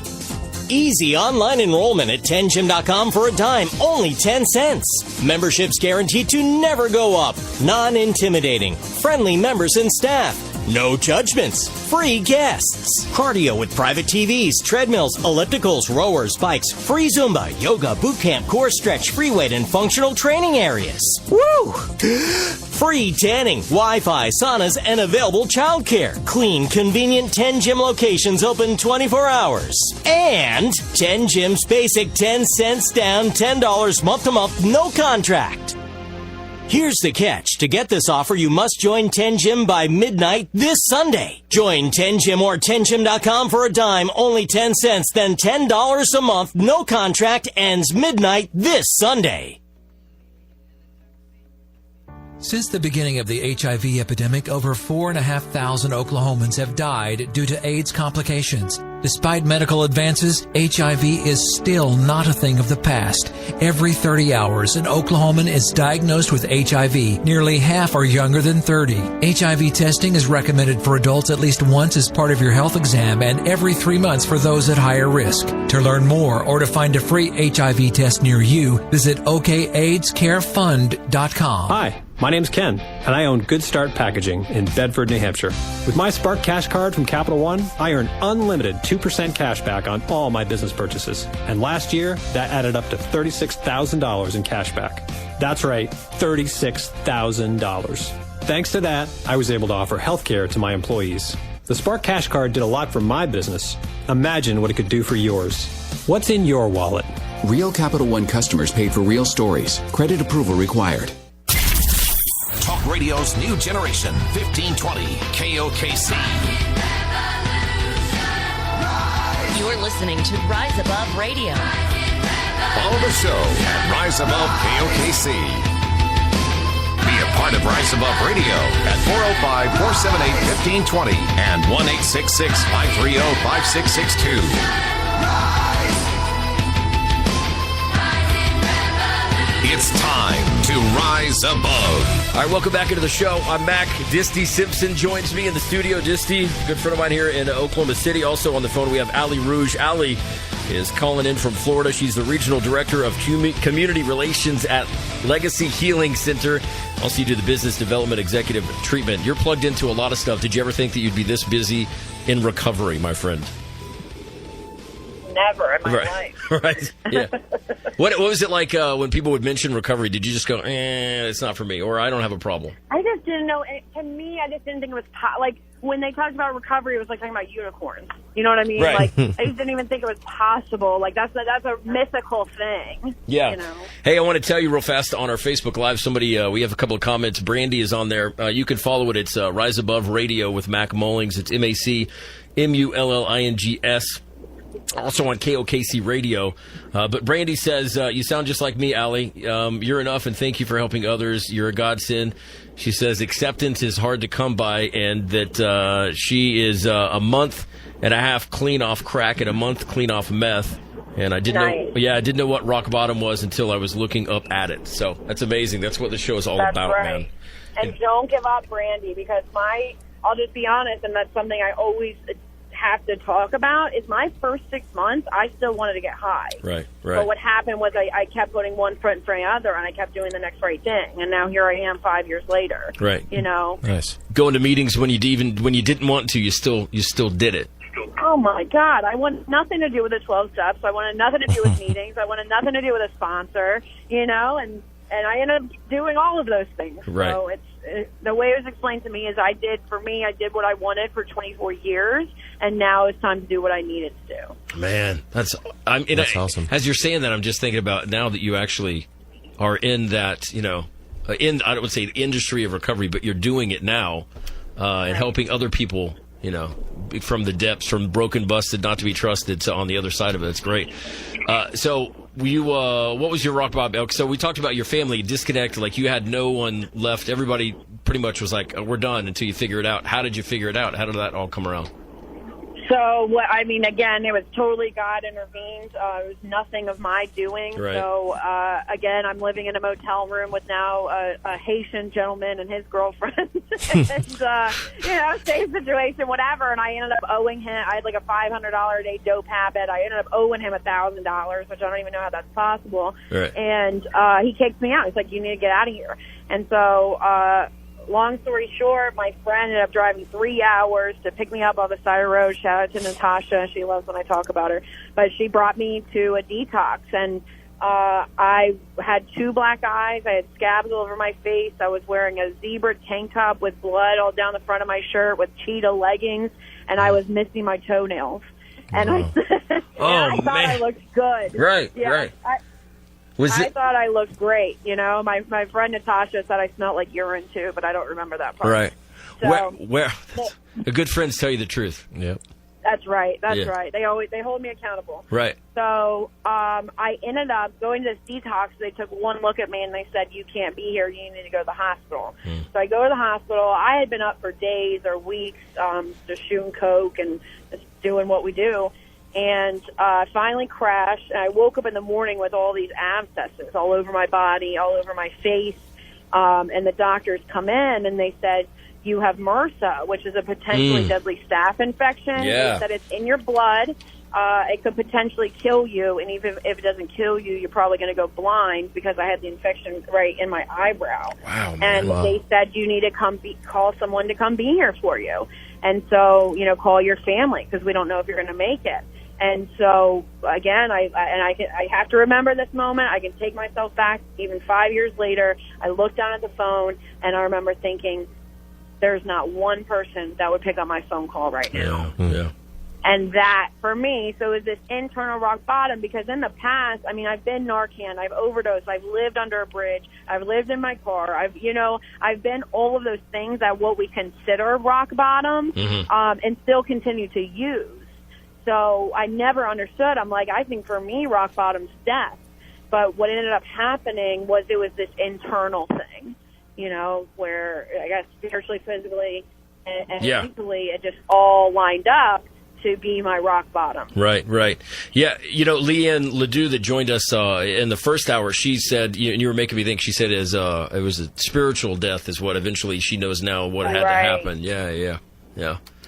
What did you what were the abscesses from? Were they like? Do you have any idea? Well, now you're giving me flashbacks. So I had abscesses on my face, and they're like, "Do you inject drugs in your face? Like we don't understand." Right. And I was injecting in my neck, so they think it traveled up my face. I don't really know. Just crazy. Right. Okay. Yeah. That's what I was wondering if you because I hear about it in the hands and the neck and all kinds of stuff, man. Wherever you can get it.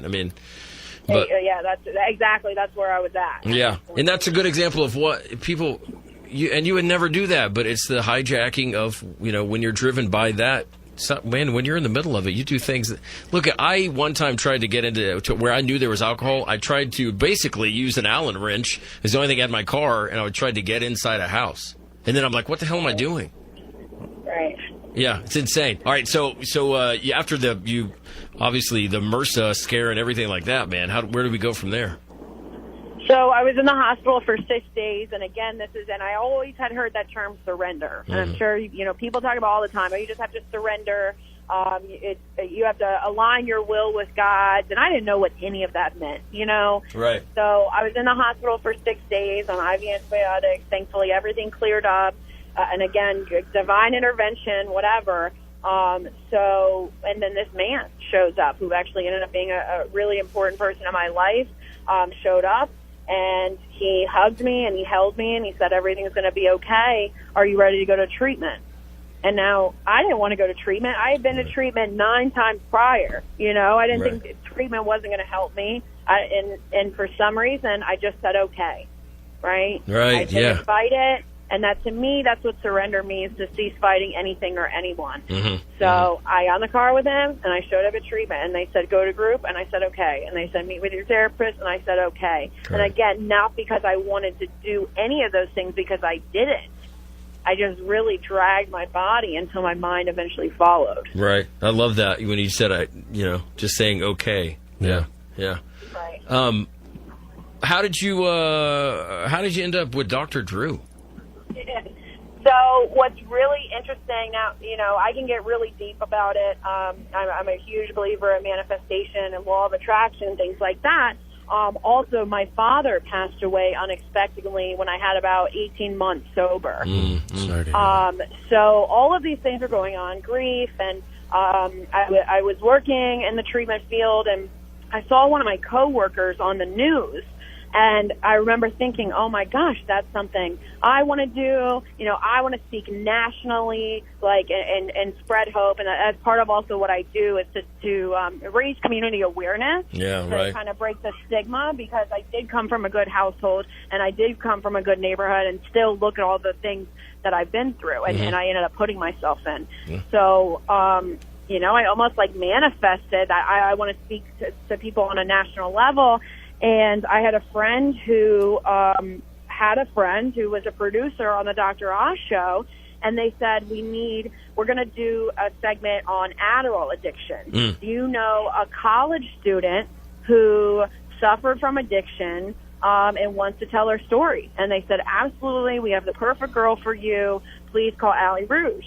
And I did, and I did a phone interview, and it was on a Friday, and they said, can you be in New York by Monday? We are perfect. We want you to be on the show. Wow, that's awesome. Wow. Yeah. That's the... So oh, go ahead. No, I say the promises come true. I mean, look at it. Well, and so that's really where and it's funny because that's where my life took off, because being there with Dr. Drew and Dr. Oz, and again, and it's funny, it just goes to show you, be careful, what you listen to on television, because I'm up there talking about, Adderall, which is what I was doing when I was doctor shopping in college for Adderall, but then that turns into shooting speedballs. Right. And they don't let you talk about that kind of stuff. Right, right, yeah. So so again, the stigma, right? Right, exactly, yeah. Yeah. The whole gateway sort of thing, I mean... Exactly. Hey, I talked to a guy the other day who was like, man, what did I not do? I mean, I'm the kind of guy that would squeeze the lime in my eyeball and snort the salt and then take the shot of tequila, whatever it was that was going to... He's like, whatever it was that was going to get me to where I wanted to go, man. Yeah. Hey, so being with these two, celebrities, whatever, and again, sharing my story on national television and see how many lives were touched by that story, made me realize in that moment my purpose. And my purpose, and again, going back to the starfish story, I just want to help as many starfishes or addicts or whatever as I possibly can. I love it. That's outstanding. And I'm sorry for your loss, too. You and I have, there's another thing we have in common. My dad actually passed away the day after my 1-year sobriety, man. Oh my God! Yeah, so you talk about a. But it goes to show you don't have to pick up because of it, and that's so beautiful. We're walking testimonies of that. Absolutely, man. And of course, I always think about my old man. I miss him like crazy, but I get to deal with it. I get to grieve. I get to cry. I get to go to his, where he's resting here. I know that's not him there, but I get to go there and let all the emotions out and stuff like that. I get to actually do it in a healthy way. But the biggest thing is that I got to be there for my mom when her spouse passed away, man. I got to be there for my sister. That is so funny you just said that, because I called my sponsor as soon as I found out on a Sunday night. It was 8 o'clock. There was no more meetings around, and I found out my dad had just passed away. He was on vacation for my mom's 60th birthday and had a massive stroke. and died within 10 minutes, right? Yeah. And I called my sponsor, and I said, my dad just died. I don't know what to do. And her response is, go be there for your mother. Right. Yeah. Amen, and man. I was available to do that because I was clean. Exactly. And that's the beautiful thing in it too, is like, so it's always bittersweet now, because every time December 22nd rolls around, if God chooses to keep me sober, then we'll have another one but then the next day and Dad passed away. He passed away 2 days before Christmas, which is his birthday, so it was right before his 72nd birthday. So, but no, you're totally right, Allie. I got to be present. I got to be there for whoever else needed to. I think the main thing is I got to be accountable. Right. Yeah. Well, let's make sure we get all the websites everywhere people can track you down and follow you and be inspired by your story, because I guarantee it's happening. So it's Addicted to Recovery is the Facebook page, right? Yeah, and it's actually new, and again, so just visions that I feel like God, speaks through other people and comes to us in meditation and things like that. And I'm super hardcore 12-step, but my mind is opened up to other venues of recovery. Yeah. And what I realized is a lot of my friends that were dying were in recovery and then somehow wanted to use one more time or, tried experimenting, and then they ended up passing away. Right. So I just wanted to talk about, that page is dedicated to people to inspire them to stay in recovery, to look at other venues of recovery, because there isn't just 12-step anymore. Now we have so many other options. Right, I love it. Yeah, whatever works for me, it may not be the same for you, but the whole end goal, man. And we all follow those pages on Facebook and stuff about. And golly, like yesterday, it seemed like every post on one specific page was that somebody went out one more time, and that was it. Yeah, it's horrible. Well, listen, I think you're a rock star. I love that you were able to call in and share your story, and I look forward to doing this again and getting to know you better, man. I love being in this fight with you. Thank you so much, man. It's an honor and a privilege, and I had an awesome time, so thanks. You got it. Awesome. Allie Rouge, thank you so much for calling in. Appreciate it. And have an awesome weekend. You too. All right, no more. I'm glad there's no more hotel rooms with Haitians or Jamaicans. Yeah. And the zebra and the cheetah. The cheetah. I'm now a homeowner. Nice. I'm a homeowner now, so that's pretty cool. Look at that. Awesome. All right, I'll talk to you soon. That's great, man. So again, I love the promises do come true, man. The things that you never even. And she was right on the nose about when their sponsor said, "Go there, be for your mom, be there for your mom" when her dad passed away, man. Nice, dude. All right. Now it's your turn, brother. Hey. Yeah, so we have a lot of same mutual friends and everything, but you didn't go to high school where I thought you didn't go to Putnam City, Richmond, I was Edmond Memorial. Right on, Edmond Memorial. Yeah.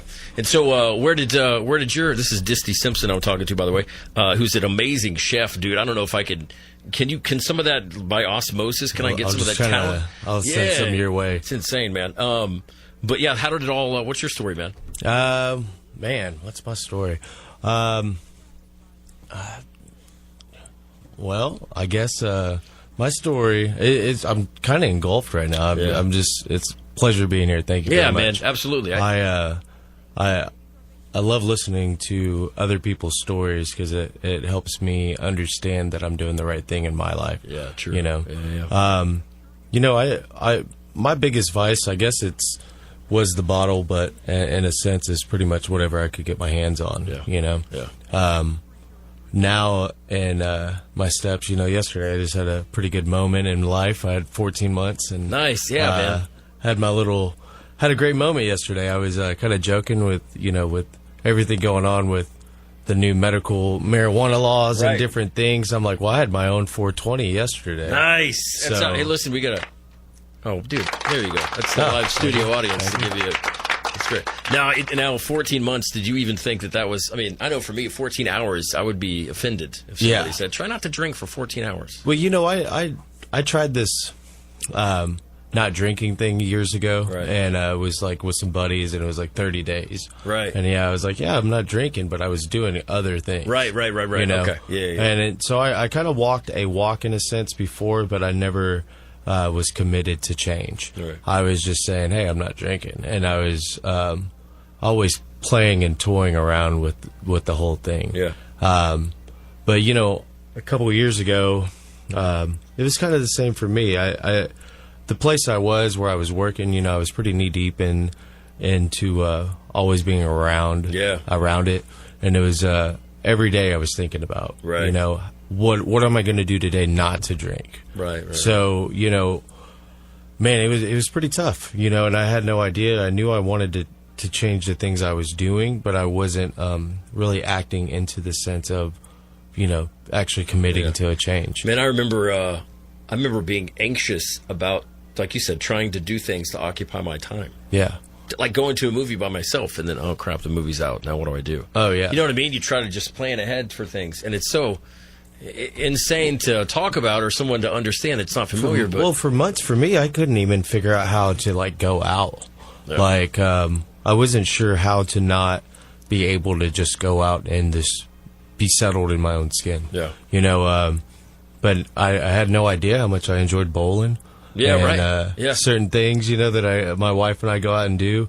But, you know, every day it's just one day, you know, it's 24 hours a day. And I'm really enjoying the life I'm living. Yeah. I enjoy, you know, waking up in my own skin and knowing that I don't need other things to, you know, do the thing that I do. Yeah, to be.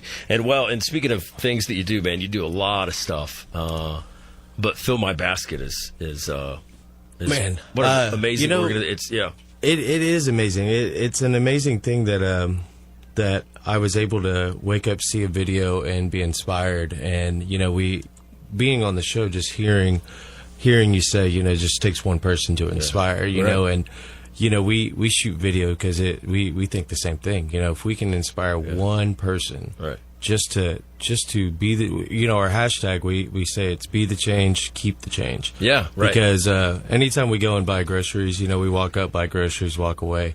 You know, we always leave the change.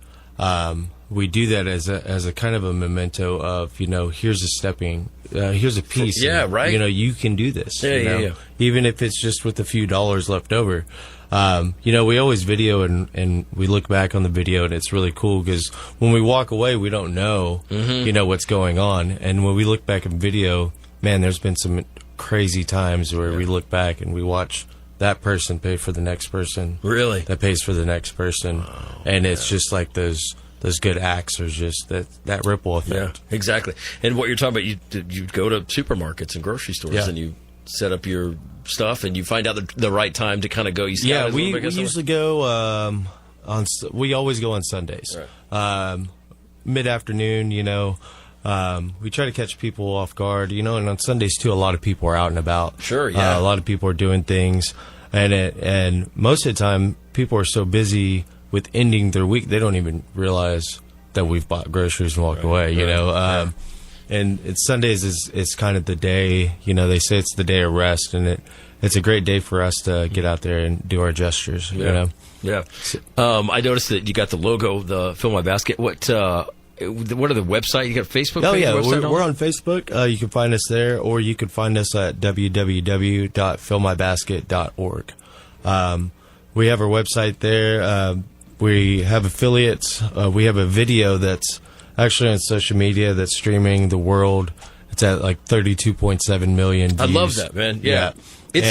I would recommend somebody watching the video, man, because I love how if you're going to watch something, you appreciate the production element of it too. But when people are like, what just happened? What is it? Yeah, and you come up and say, I just want to buy that. We just you know, just taking the time out to think about others, taking the time to just do something kind. It's really changed the aspect of my life.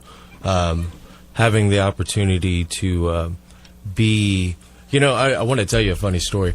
Our first eight fundraiser events were held at a bar I used to run. Really? I ran a bar. Right. And I was one of the managers there. Everyone knew me. Great experience, and a lot of the donations came from our bar guests, you know, and not just bar guests, but people who spent a lot of time in bars, you know, and I really loved that I can be an extension for them. Right. I could be able to be the little legs and the hands for them, because honestly, if it wasn't for their gesture to believe in me and believe in my friends and the thing that we were doing, none of this really would be possible. Right. Yeah. And it came from a place where a lot of struggle and a lot of,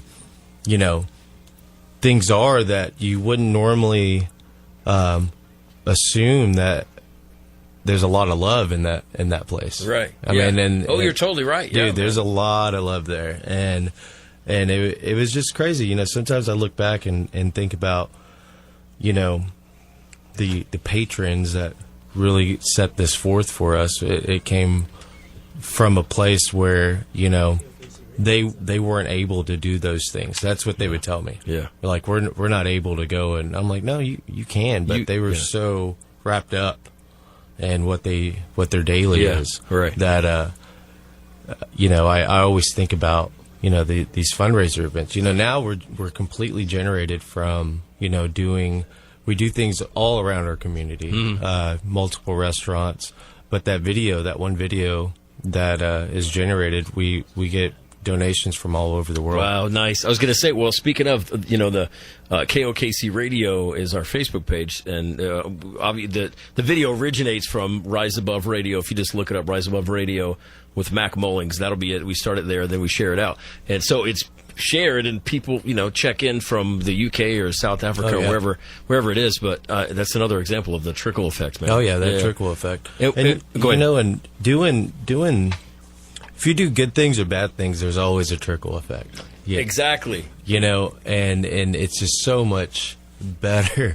The feeling of that trickle and watching that ripple go away, go out there when you're doing the right thing, it's an amazing feeling. What if somebody listening wants to start and we're their neck of the woods? We actually, if you go to www.fillmybasket.org, we have a volunteer, an affiliate, and a donation platform. Nice. And right now what we're doing is putting together an affiliate platform all over the United States alone. There's, I think, 67 cities.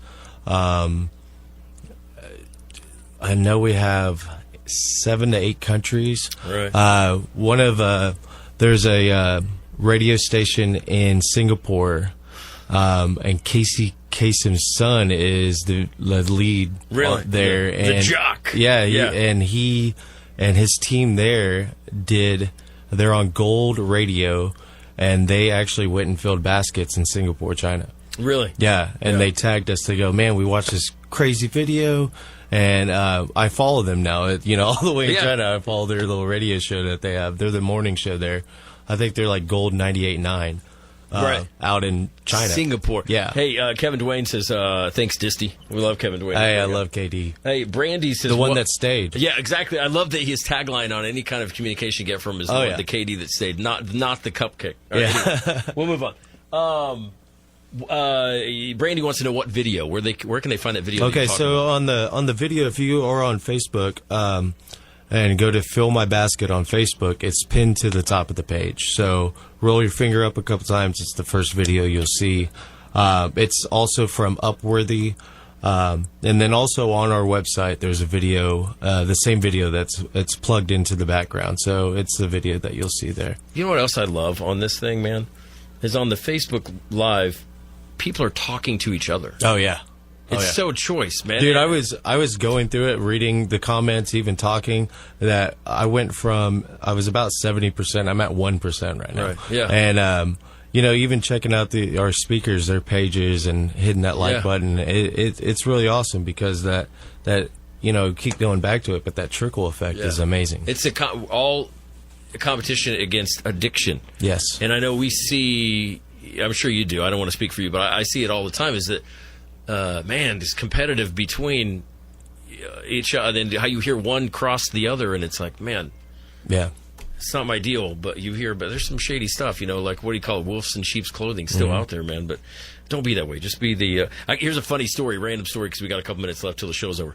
So I used to work. I lived in Los Angeles, right, and I worked at Fox Sports Radio, which is owned by Premier Radio Networks, right. And so in Sherman Oaks, the studio where we were at, right around the corner from the studio, was where Rick Dees used to tape his top 40. Top 40. And then Casey Kasem, another hallway down from there, is where he would tape his countdown show. Wow. So one day I'm in it's a weekday, and I'm going into the break room to do something really fast, and Rick Dees is in there, and he's making coffee. And so he's like looking like he's extremely confused as this coffee, how do I make coffee? And he was a great guy. He is a great guy. He's still around. But anyway, and then Casey Kasem, no lie, walks in. And so I'm sitting there eating and stuff. And so Casey looks at him, and Casey's got a wastebasket, and then Rick's got the coffee pot. And so they laugh and say the interns are out for the week or something like that. And so it was just really funny because they're chatting back and forth and all that. So yeah. That's awesome. That's awesome, man. That is awesome. We got one of my favorite things about doing this show is just not only in the community, if we can inspire other people to start doing it kind of in their neck of the woods and stuff too. But I look forward to maybe teaming up and getting some things going. Oh yeah. I mean, we love that. For us to inspire people to do what we try to do daily is the key goal. Because it's not about myself or Matthew Denuser. It's about the gesture. And that's the key platform of why we do what we do, is because we want others to do that gesture. And you're making me think, people, I don't have much to offer. I don't know. And again, it really is just that one step. It's that step of thinking about others. There's always moments, when you're walking around, when you're doing your thing, where there's that one moment where, like, hey, you're paying attention to something for some odd reason, and there's times where you can just do something nice, right? And in recovery, they say you got to get out of yourself. You have to. You got to get out of yourself. Yeah. And I spent a lot of time outside of me looking around just to see what's going on, because I wasn't doing that before. No, not at all, man. Yeah. Not at all. Yeah. And if everything I was doing was internal. If I'm kind of in a funk or whatever it is, man, if I'm feeling down because I'm missing dad or grandma or grandpa, whatever it is, I'm like, I need to go do something for somebody. That just reminded me. I was in martial arts growing up, and I used to be kind of I started martial arts because I wanted to kick someone's butt. That's the whole thing. Right. And then my teacher is like, that's not what you're here for. He's like, you're a leader. And I'm like, no, I'm not a leader. He goes, well, try being a follower and see where that gets you. Right. And I was like, well, I don't want to do that. And he goes, okay, just go observe. Right. And that's what I've been doing ever since. That's amazing. Well, you're an amazing guy, man. Disty Simpson. Thanks for having me. Again, thanks to Leanne Ledoux calling in from Louisiana and Ali Rouge calling in from Florida, man. This is Rise Above Radio on KOKC out of Oklahoma City. Together, we rise and recover. Have an awesome weekend.